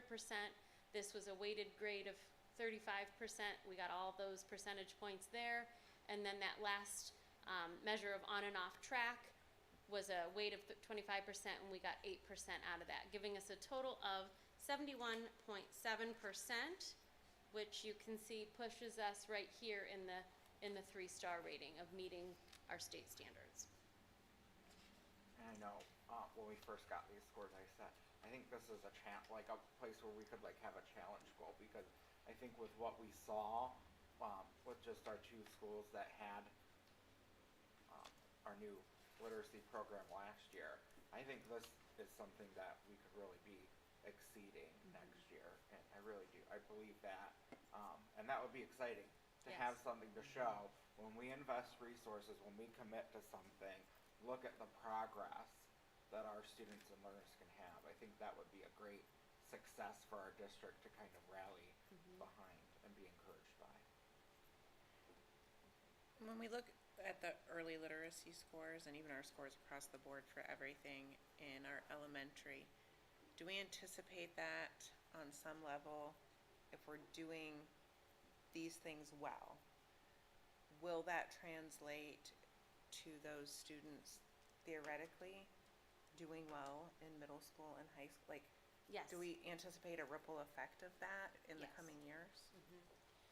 That's why this 3rd grade reading guarantee was in place, because we recognize that if students are not successful in their reading skills by the time they're 8 to 10 years old, then it's really, really difficult to catch them back up as middle schoolers. And when you look at the, yes, we would anticipate the stronger foundation that we're establishing in early literacy to carry over with our students. But we know that that is not a given.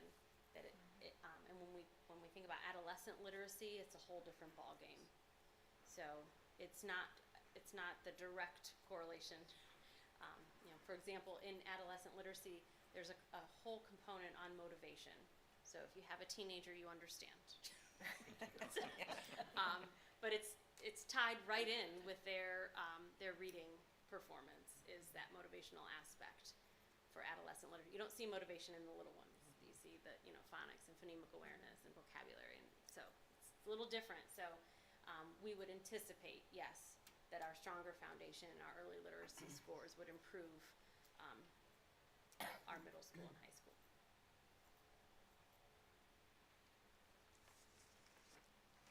Okay. The last component. In here, okay, so graduation. So, pretty straightforward. Measures the 4-year and 5-year cohort graduation rate.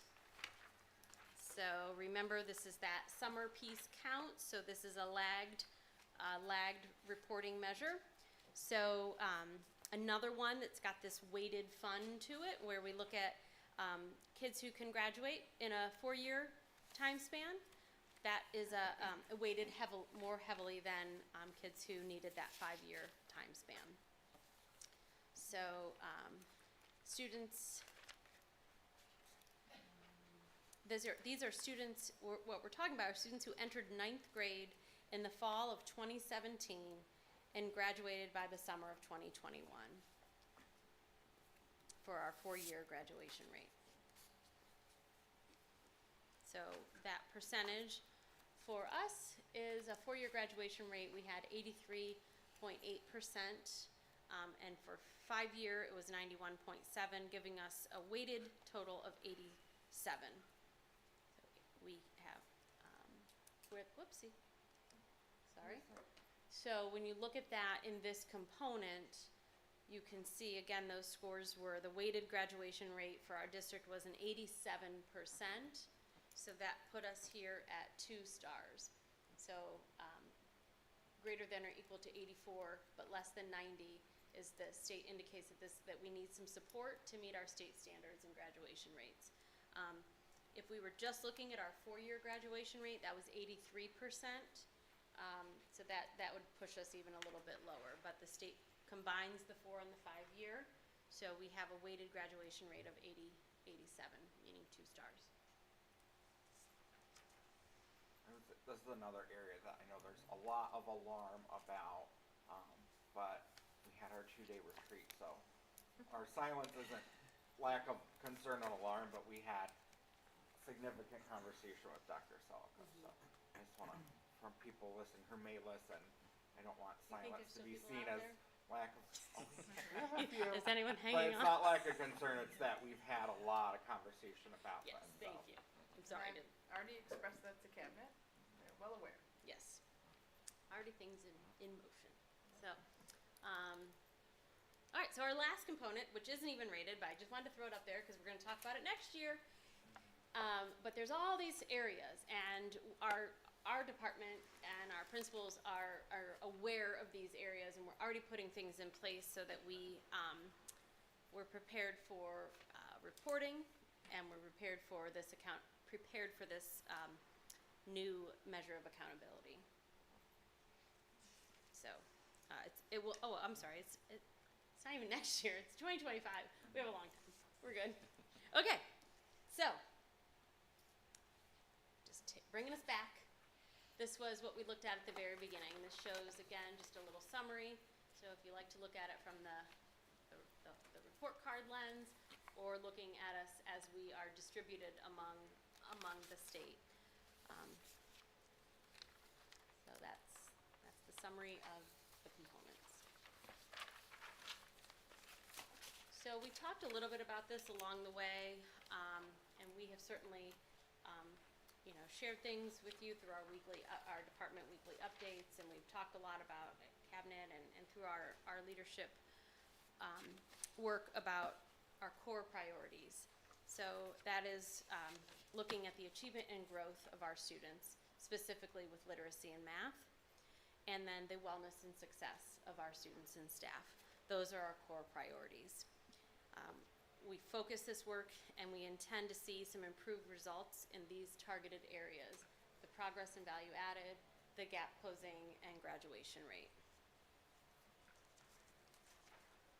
So again, I don't think anything on here is new to the board, just a quick summary. We certainly didn't include everything, but we tried to be succinct with some things that we have in place. So for literacy, as you know, we've got new resources, K-12. We're so grateful for the continued support for them. We established this embedded literacy coaching. So you've heard about the literacy specialists in elementary. In our middle school, we have a literacy gifted specialist working embedded directly with our teachers. So there's co-planning, there's modeling, there's, again, that targeted for that differentiation piece. We have been revising, I talked about this. This was that Acadians piece. So we're revising our assessment practices, really being able to have a more of a stronger understanding of each of those early literacy components. There have been data meetings that have been happening at our elementary buildings around those results to really to be able to provide that targeted teaching. More access to formative assessments. One example of that is with our new writing curriculum. We have that writable, which is just really fun. Patty, I'm going to have to show it to you because I know you'd really love it. But it gives that formative feedback to our students. It's just fantastic. Tied with that is the access to those assessments are some rubrics that outline expectations. So working towards having more common assessments, more common grading, more common expectations, so that teachers can calibrate with each other on what worked, what didn't work. You asked earlier about how are we changing some practices, and you do that through data, but if you just do it by yourself, it's not as powerful as working with a team and looking at results of how did your kids do so well on this particular area? What did you do? What instructional practices happened? So that type of dialogue comes from really having a solid understanding, which I'll talk about, of our power standards in each quarter, and having a solid understanding of the assessments that we're using. Of this last part here, this has been really an intense work in our department of developing a tiered literacy framework. So we're looking at what tiers we have. We have the tier 1 of our core instruction that happens in our classroom, and then what are those enrichment or intervention opportunities that students need. So when we think about that tiered approach, that comes with academic, that comes with attendance, that comes with behavior.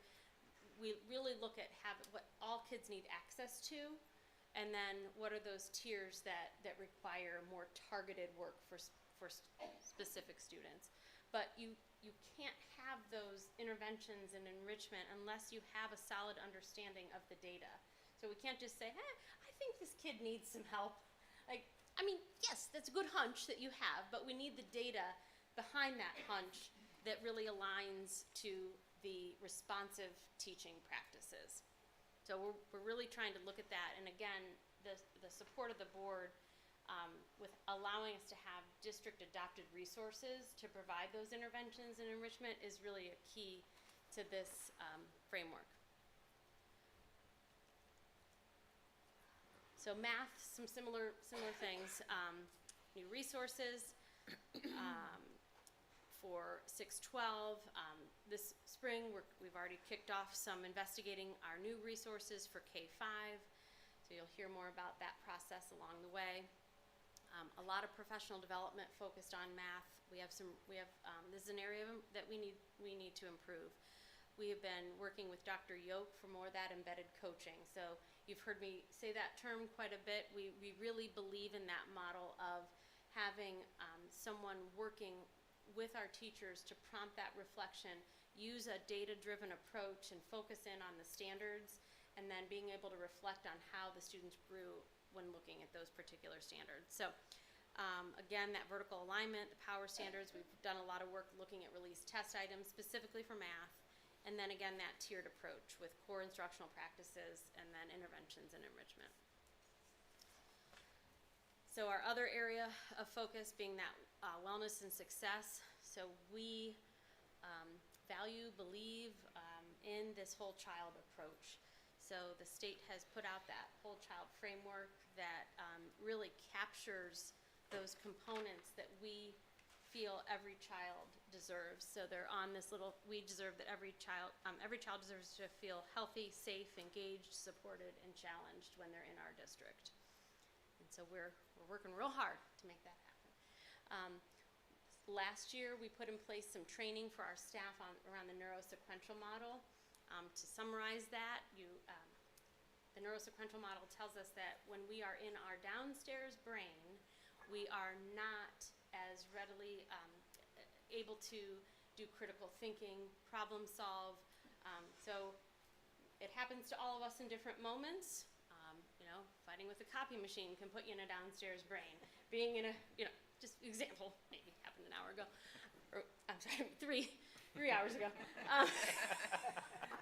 So there's different things that can happen. Obviously, it can happen as adults. We know that we aren't our best thinkers when somebody cuts you off in traffic. So we aren't able to. Anyway, that's the neurosequential model. So we need some trauma-informed practices. We've done some of that work throughout the years, but it's a focus of ours, looking at what that means for instruction. We know that when we approach things from a whole child lens, it is not just about improving their social emotional skills, which is a big component of that, but it also feeds into their academic improvement. So looking specifically at our graduation rate, we are looking at a layered, multifaceted approach. So we have been, every year there's cohort tracking. So the counselors, the principals, folks from our department come together and look at all the students and look and track where they are, track the credits that they need to graduate, who's short, who's shy, what can we do. Obviously, we've recently implemented some new initiatives.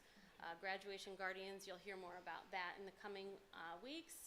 Sources of Strength is a peer-led, I should have written this down, peer-led approach that is a part of actually House Bill 123, the SAVES Act, which is about mental health awareness, and it's research-based. It's a different approach for high school when we talk about SEL and having awareness around red flags and triggers. Because it's peer-based, which makes sense. Again, knowing high school kids, they don't always listen to the adults in the room. So we had an awesome training a month or two ago, and it's really powerful. And you may start to see some signs around the high school that highlight some of this work. So we're very excited about that.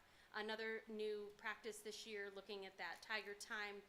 Students are going to be practicing on their Ohio State test or ACT practice using Edmentum.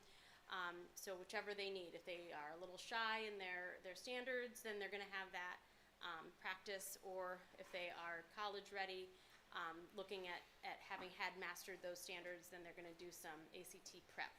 That's fun.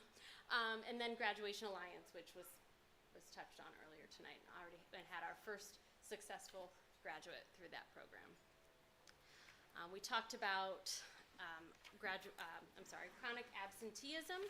So again, another tiered approach to this. So looking at each of these pieces and considering the layers that we need to have in place to surround this type of problem. These are all initiatives I think we have shared at some point or another. Do you have any? Well, I know December we're going to have that more detailed update on wellness and success. So I think that it's kind of like we're setting up what are our opportunities, and then in December we're going to get to dig into, okay, what are we doing about it? So. Perfect. Thank you. All right. So this is the last slide. I wanted to end with a quote. Last year was Brene Brown and all her, I just still love her, but this one comes from James Clear, who from his book Atomic Habits. It's all about the aggregation of marginal gains. What made him different from previous coaches was his relentless commitment to a strategy that he referred to as the aggregation of marginal gains, which was the philosophy of searching for a tiny margin of improvement in everything you do. Brailsford said the whole principle came from the idea that if you broke down everything you could think of that goes into riding a bike and then improve it by 1%, you will get a significant increase when you put them all together. So for us, we know that each of us is accountable for the well-being. I just need to end this. For the well-being and the achievement of our students. We know that we work better together, and so each of us can do something to improve our students' experiences in our district. And we own this report card, we own this data, and we're going to do something about it. And all of us need to have that feeling of agency and ownership around improving our students' experiences. It's a great quote to end on. Although I never learned to ride a bike, so I don't know what it says about me. Well, so I'll be evaluating that later. Thank you. Okay, anything further from the board? I just want to thank you and your team. I know, there are some concerns in this. There are also some great things to be celebrating, and I like the way you followed it up with the stuff we're doing and implementing. I'm happy to see the progress going forward. So just thank you and your team. Appreciate it.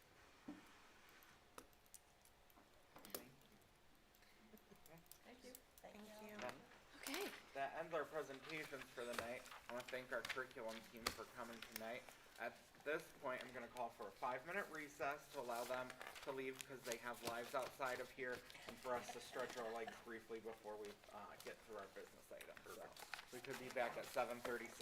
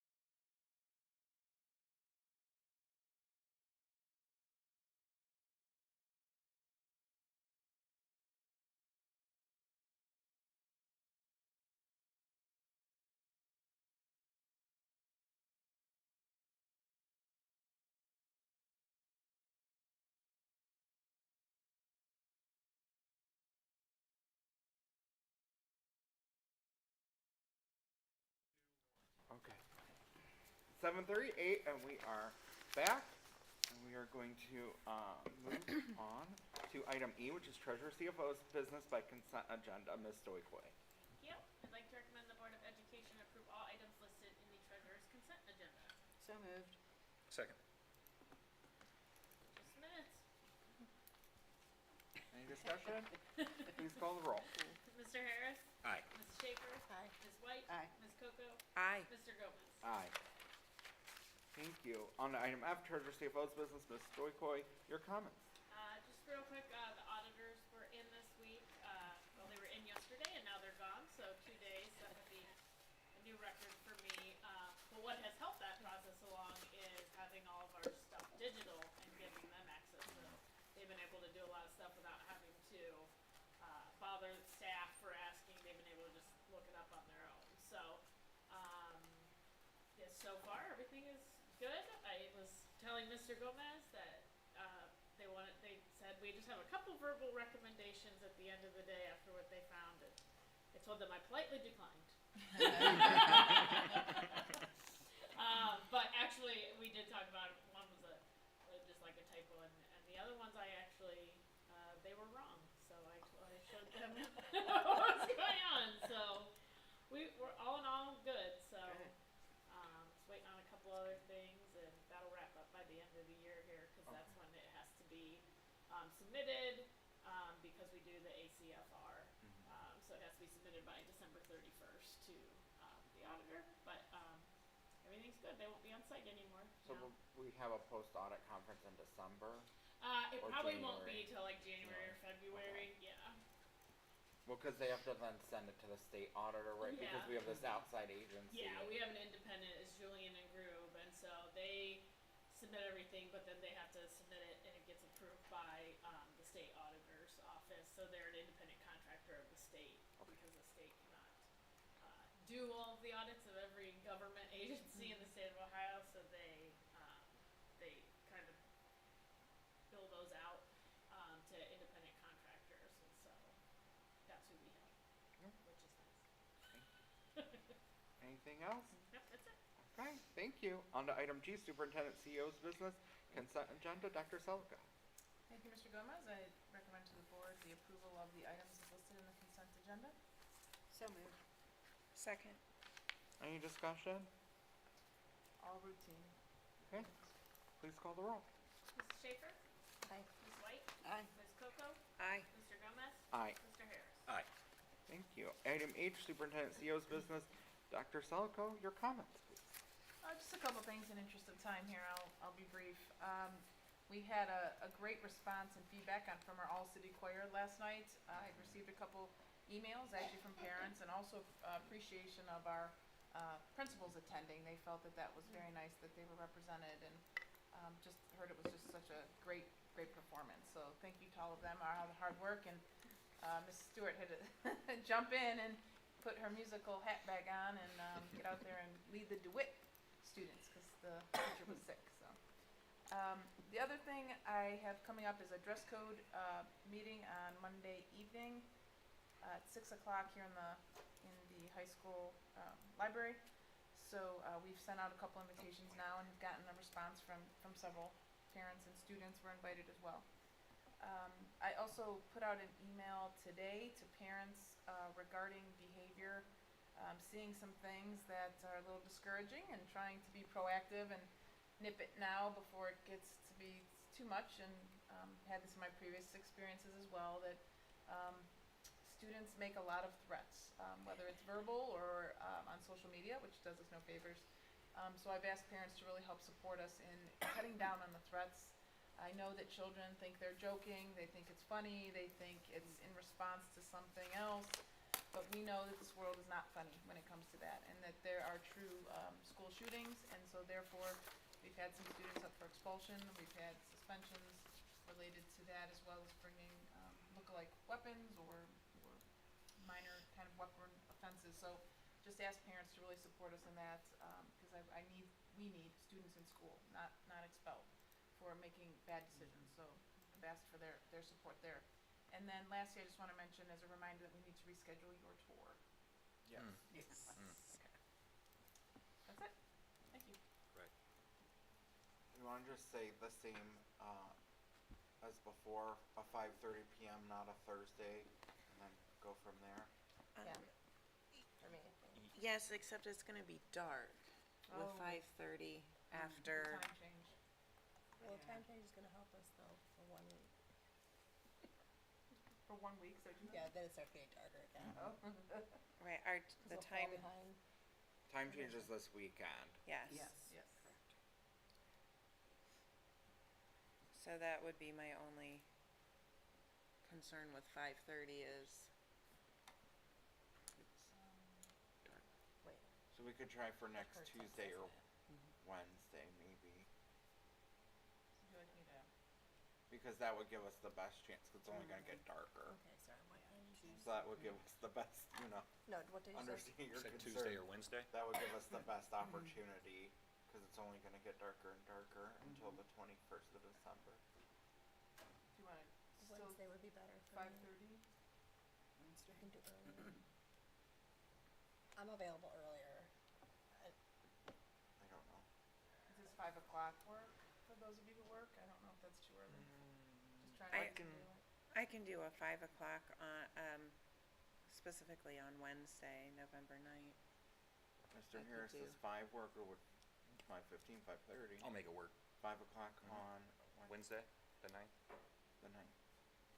There we go. Wednesday. Wednesday the 9th at 5 would be our request, Okay. if Mr. Okay. Adams is At 5. available. Okay, thank you. No, she didn't ask me for work.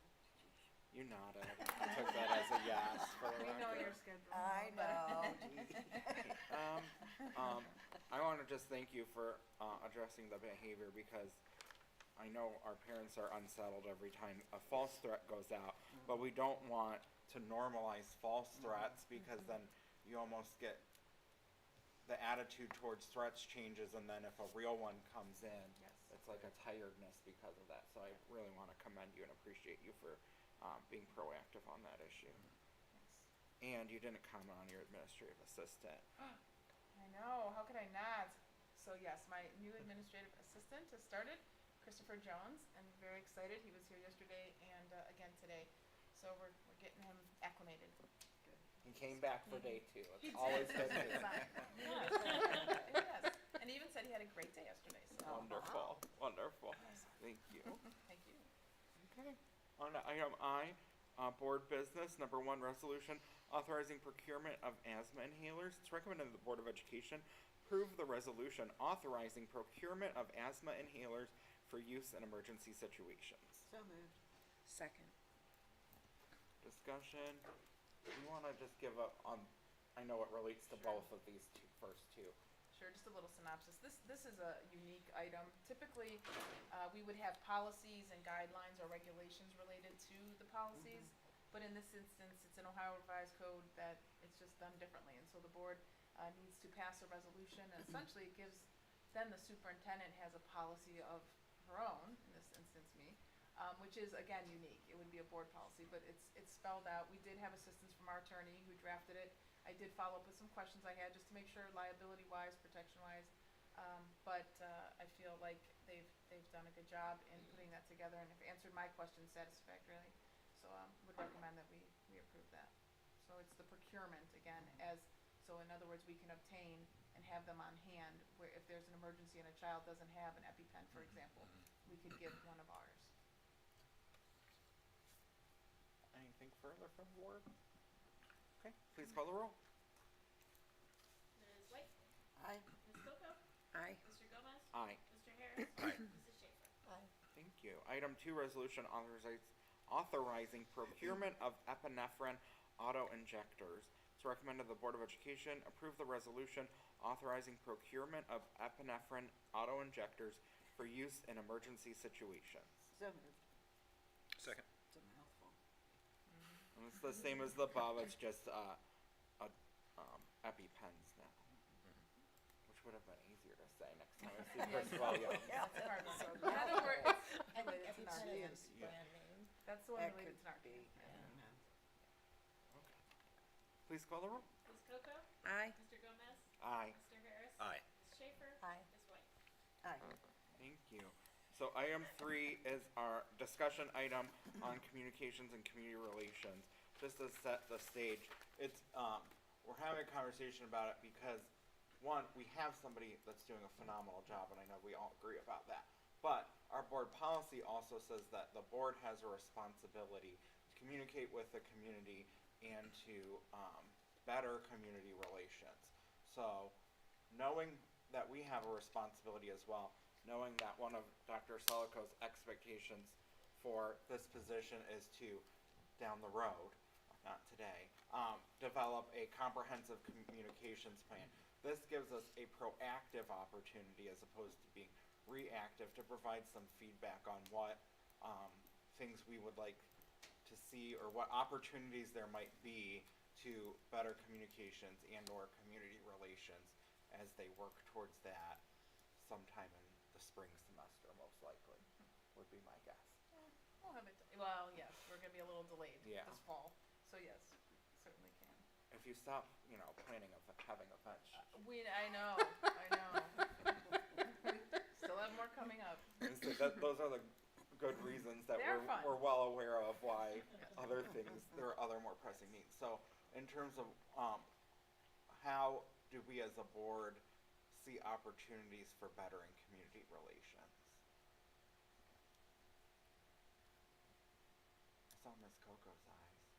Oh, my eyes always give me away. I think one of the things that I think would help our community as far as engaging would be a cohesive, and I know we've spoken about this before, but a cohesive calendar of events that everyone can go to and see what's going on in the district, that is updated regularly with the different elementary buildings and middle school and high school, but just to have one spot where everyone can go and see what's going on, I think would be very helpful for us. So that's my suggestion of something to focus on. I also saw your eyes, Mrs. Schaefer. So. I 100% agree with that one. 100%. Not only for people that are in the district to see what's happening in all of the buildings, but for the community as well. It's easier to attend an event if we know that it's coming up, rather than like, oh, that's tonight. Someone posted like tonight we're doing this on Facebook, and it's hard to attend. So even There's some great events that I'd like to attend. So along with having it like on the district website, but along with that maybe do a look ahead, like a month ahead, where a lot of our PTOs will do that at the beginning of every month and say, what's going on in the district, our school this month, that kind of thing where people can be proactive to plan to come to things. And I think that creates better community engagement because, as we know, the majority of our population doesn't have kids in school. Right. They might be like some of us, uncles, aunts, grandparents of people that in school, but they're probably not parents. That's the stat. So if they know about these things, then they can feel welcome to attend them. And the other benefit is it's usually highlighting what we're really good at. Yes. So it's putting a really good face on what the Cuyahoga Falls City School District is doing to our broader community. And I think that's so important as well to make sure that our community sees our successes. That's what I was gonna say, is I'd like to see more highlights of what the students are doing. When they do something really fun or neat, like the Fresh Farm Garden, when they're out there working, just things to show our community that it's not only test scores, folks. Look at all that our teachers, staff are doing. And to me, that would make it better as well, just to highlight our students. Because I think we're doing a much better job than we have in recent history of owning our story. And Ms. Stewart's doing a great job of helping us with that and sharing and engaging. But I think that's so important is that we know what our story is and we know what our challenges are, but we know what our successes are too. And we also know, to Dr. Cruz's presentation, what we're doing to address our challenges as well. And I think the more we can do to own that story, there's a lot of value in that because people, negative news spreads quicker than positive news. There's been lots of studies on that, but just pummeling people with all the wonderful things that are happening, you know, I think is so vital. And I guess along with that, first of all, you're doing amazing sharing our story. I used to, pre-Miss Stewart, share over onto my board page district things, and I still do sometimes, but there's no way I would keep up with continually sharing because there's so much that you're putting out, which is how it should be. So thank you for that. I would suggest with that, one thing is maybe like the presentation from Dr. Cruz, like doing snippets of important presentations and things from the board meeting. I think that we try to do a really good job individually of what we post. Those of us that do have social media are very conscious of putting things out there, but ultimately we want our community to be following the district page, and you have a much bigger following, so I think for them to perceive our entire district, the board is a part of that. So including some positivity with the board would be a good thing to do. I think, well, I'll say it now. It was a year ago today that 4 of us, because Ms. White was on about, either got elected or re-elected, and we had a lot of conversations when we were running about district communications because we didn't have a Ms. Stewart at the time, and we joked a lot about, but it was somewhat true, and it was very dysfunctional that people were coming to like my Facebook inbox to figure out what's going on with the district. That's not a functional way for a district to operate. And now that we have a good social media presence, that doesn't happen as much, and it's wonderful. It's wonderful because Yes. we have people that are responsive to their questions, so it's very important. Yes, that's nice. The responsiveness, because we were putting out content before, but we hadn't given anyone permission to be responsive. So I think that's very important as well. But speaking to the calendar events, so one of the things I recently learned about is that our city's Parks and Recreation Department designs their entire calendar for the year off of our school calendar. And so in terms of like community relations and things, that's a great opportunity for us to build a partnership with them, and they're actually already doing it. They posted on Facebook today, the afternoon of December 9th is one of our early release days. So they're offering classes for young kids that afternoon to make ornaments. Cool. So I think what a wonderful opportunity for a community relation to build with them, because that also then creates a value in being a Cuyahoga Falls student, because you only have that afternoon off if you come here, and then you can only then go make your ornaments because you have your afternoon off because you're a Cuyahoga Falls student. So what a great way to like further a partnership that does in many ways already exist, but it creates value in being a Cuyahoga Falls Black Tiger, because you only can have some of those opportunities because of our schedule. So I was very impressed to find that out, and I think that's exciting. And I also think too with community relations, I think as a district, I think as board members and Dr. Salko as well, we do a good job of like individually being present, but if there's some way that we could formalize a district presence at some of these larger community events, and I know that we're often very willing to help out because most of us are there anyway, whether on our own or with our families, but if there's some way to be more cognizant of large-scale community events and create a district presence at them, because that gives us a great opportunity to tell our story as well. I mean, similar to what we did for Falls Friday, kind of? Falls Friday, or even like on a smaller scale, the downtown trunk or treat. You know, our city does a very good job of bringing young families together, and I think when that's occurring, that's always an opportunity for our district to be present and sharing our story. And it's not a critique because we've never thought about it. We've never put that on the table as a thought before.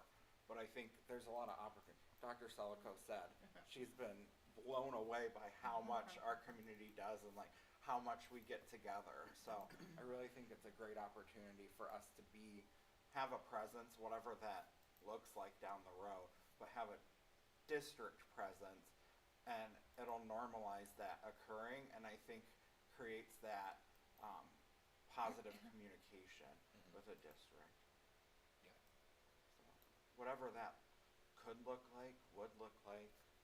I that's- think if we had a cohesive, concrete calendar for our district Yes. events, it would be much easier for us to Pop those commit in there. to a presence at community events because, you know, we'll be able to coordinate better what we're attending in the district and leave a little bit of steam in our engines for other Yes. things.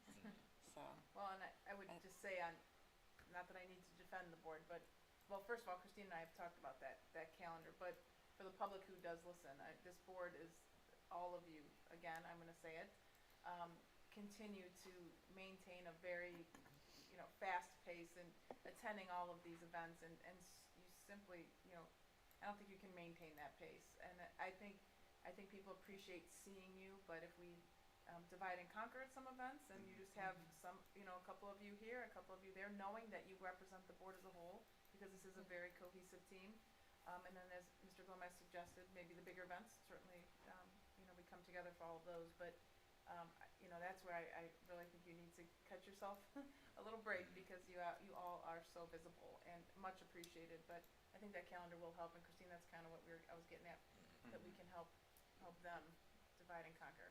Well, and I think too with that, like, talking about like going from just individual presence to a district presence is that would include, you know, our high level administrators as well, because the community needs to see them invested and involved and to get to know who some of these people are, you know, whether it's them being at a Falls Friday for an hour and fielding questions and concerns, because people, you know, like we learn, will just walk over and start talking to you.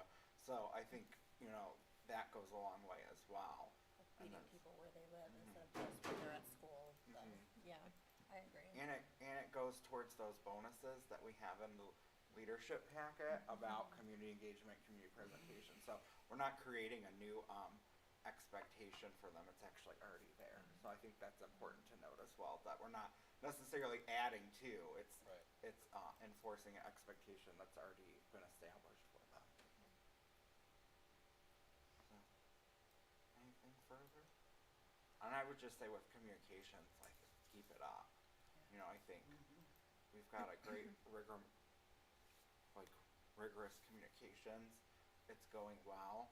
People are excited to have consistent communication from our district, because we've not always had that, so. And the photos, like, they tell such a great story, just to know that there was you know, the choir event, the All City Choir, but then to see the photos and you know, of the participation and the joy that they're experiencing being on stage and singing in front of this group of people, it moves you.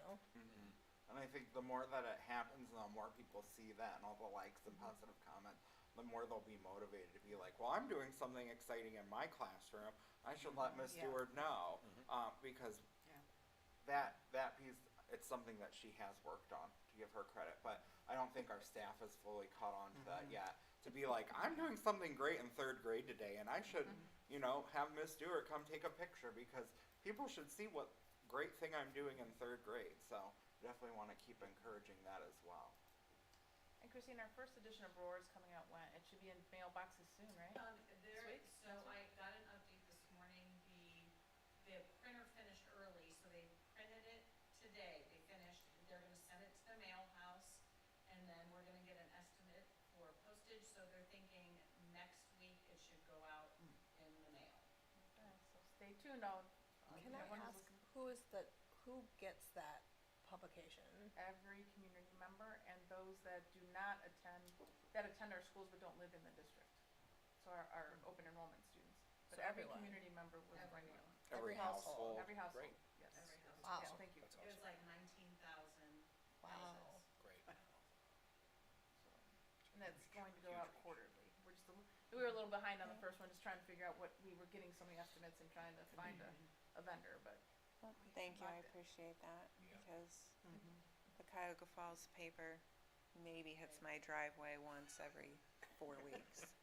yeah, we were On a- spending a lot of on a money good to month. do If it that was gonna and say, not if getting that. the results. So Yeah. now we know Yeah. that we are guaranteeing these are going in mailboxes for a little bit more money.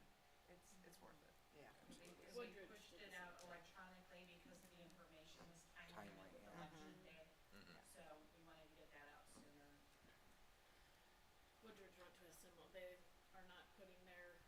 Bugle. roar in the Falls News Press anymore either, just because it's, nobody was getting it.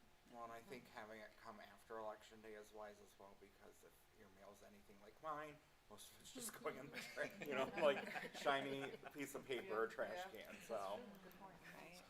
I think we'll have a better read rate post-election day. Very good point. I think we have our direction. Thank you. Thank you. Yeah, thank you. Thanks. And new item 4 is future agenda items. We have coming up in November, the next meeting, we will have our top tigers, and then we'll have the 5-year forecast. This will be finance heavy, because we also have monthly financial reports, so bring your finance brains this way.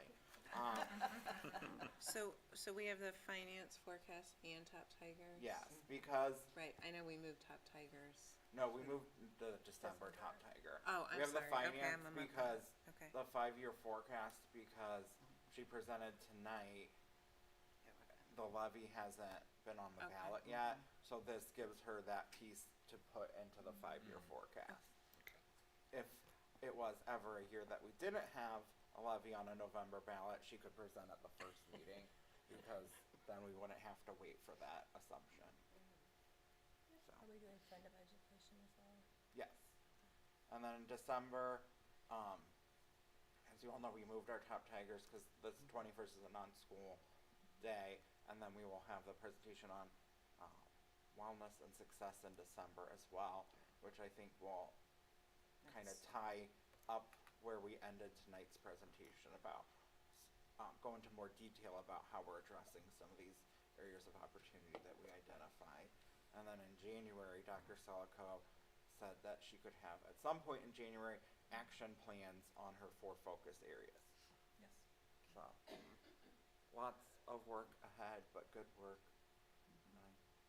Try to just keep us remembering what's coming up next, so that we can focus our brains on that as we prepare and, think about our comments and questions for those topics.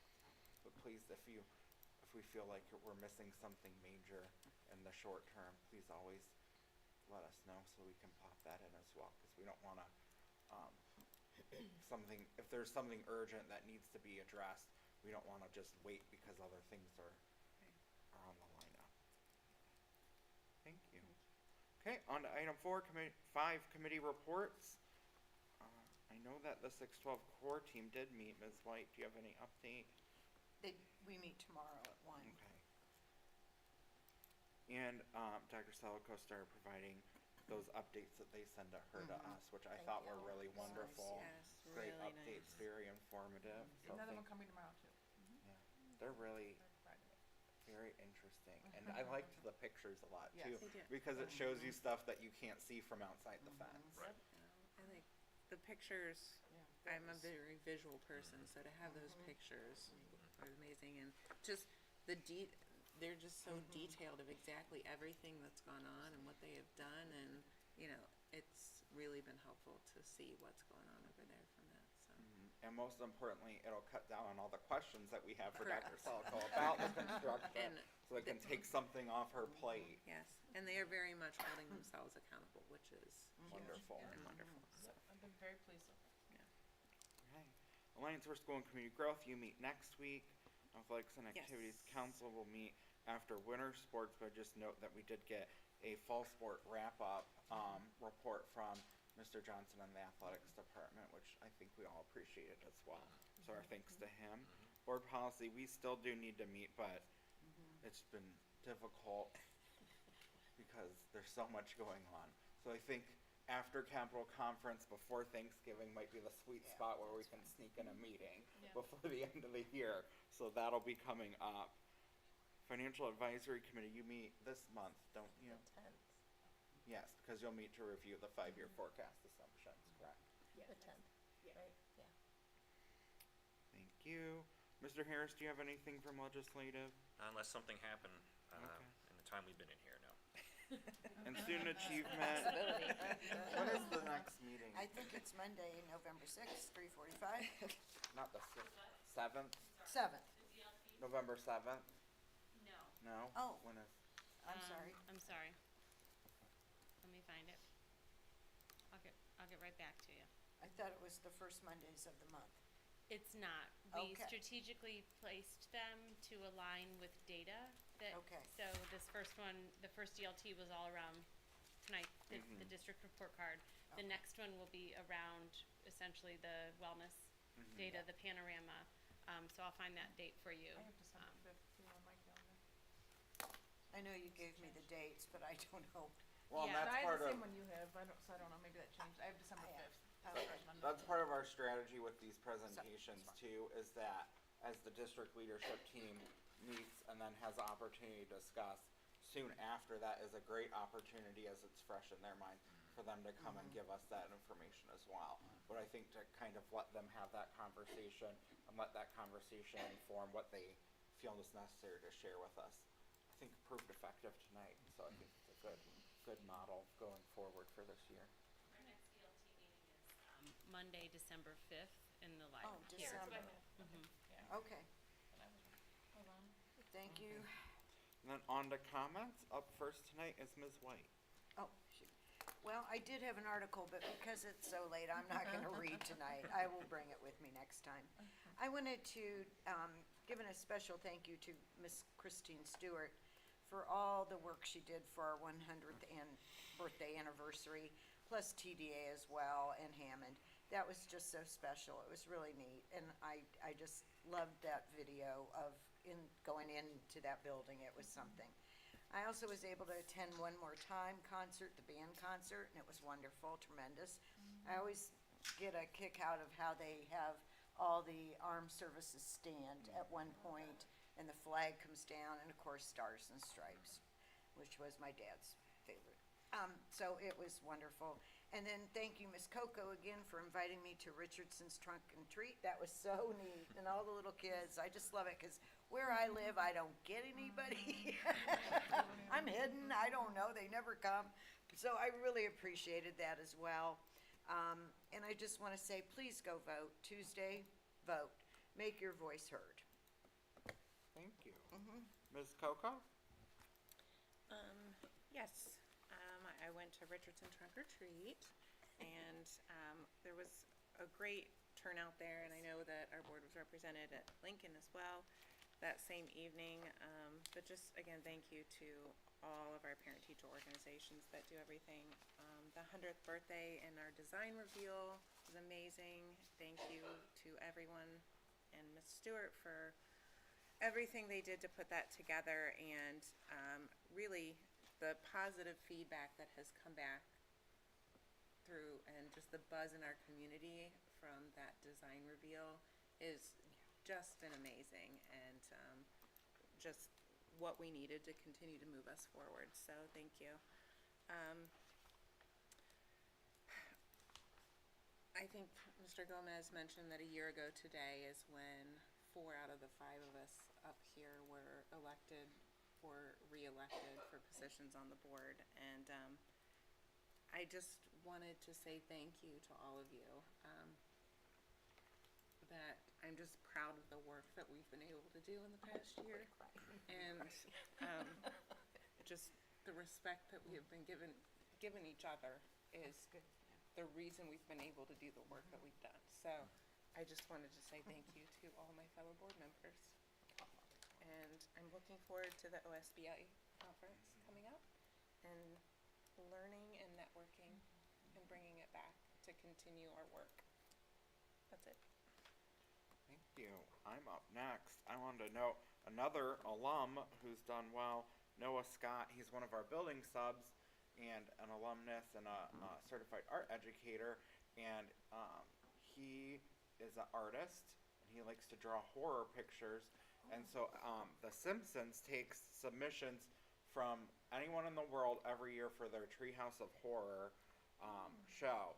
And he was one of very few, less than 5 people, I think, whose picture that he drew was picked to be shown on a Simpsons episode.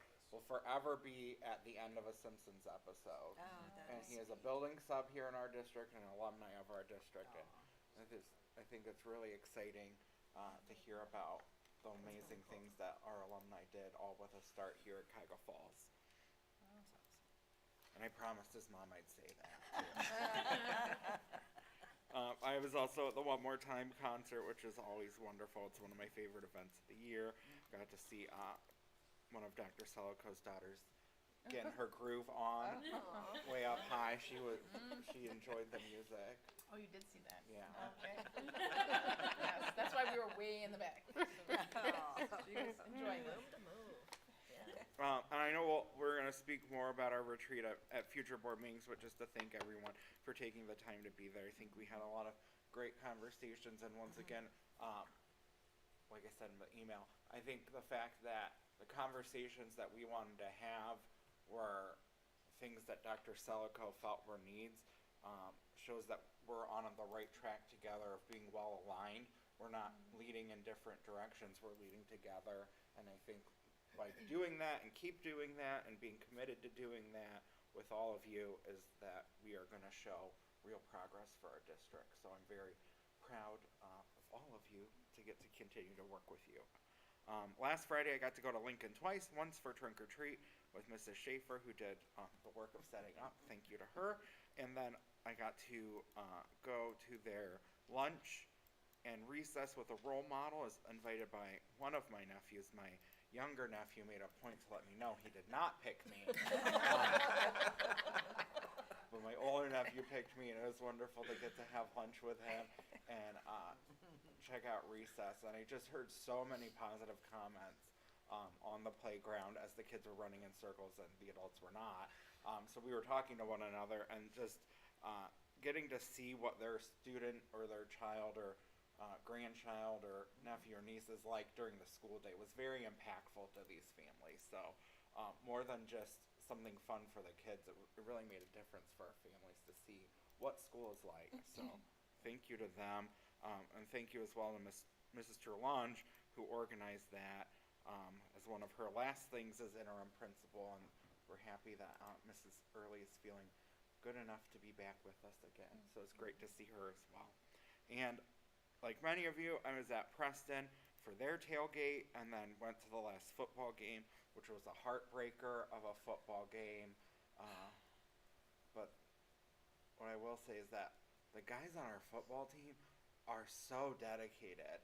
They put in so much work, and I know that everyone would like to win more. They would like to win more, of course, but I just like our community to put a little more respect into how much they put into it and how they keep showing up regardless of what the score is and regardless of what their wins are, and that I think we could learn more from that than just their record at the end of the season. And on the 100th anniversary design unveiling at last check, over 8,000 people have watched our YouTube video of the design unveiling. So when we talk about, positive buzz, over 8,000 people have looked at that video. It's really incredible. Is that individual users or views? I don't know. Like 15 of them are mine. I was just gonna say the same thing. I think a few of those are. No, but it's really 8,000, over 8,000. It's really That's awesome. something stunning. So. And we're hoping to get 10,000. We have Me a, too. that's our goal. I think we'll hit it. Let's share it again. Yeah. Those views. I know. Mr. Harris? As always, another congratulations to our fall graduate, our all-star teachers, and Mr. Smith. We have some fantastic staff and faculty here in the district, so it's always great when we can recognize the hard work they're putting into what they do every day. I also attended the Richardson Trunk or Treat with Ms. White and Ms. Coco. It was fantastic. Some of those creative costumes, I can't believe it's so cute. And even the work put in by staff on the trunks were just incredible too. So that was fun. I want to thank Ms. Deborah Keyswright for everything for the retreat. Mr. Gomez said we had some really good conversations, and every day, every week, I get to know you all a little bit more, and it's that's part of the job. It's part of the work, and it makes things easier going forward. So thank you for that. The celebration, 100th birthday celebration was incredible. The unveiling of the design. The fly-through was fantastic, but I'm telling you guys, I was all about the cake and the cookies. It was great. I think we had a conversation, Ms. Stewart, about that as I was in line. But I think that's it. I can't remember if I mentioned this last time because I can't remember the date of it, but I also attended the Preston tailgate. I want to thank Principal Brown and the staff over there for letting us crash that. And I know Ms. Schaefer and Mr. Gomez passed out some cider and some cookies and stuff. I did not. I came in for a few pictures, talked to a few folks, and got out of there. It was date night with the wife, so I had to get out of there. But yeah, I think that's pretty much it. Thank you. Mrs. Schaefer? Well, I have a lot to similar things to say.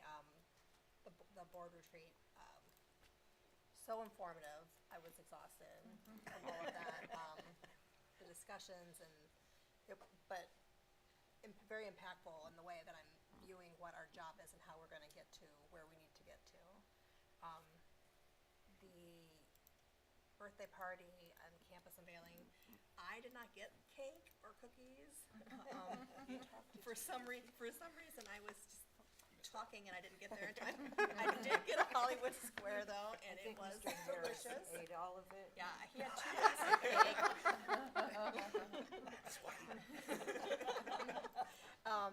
One more time, obviously one of my favorite events of the year.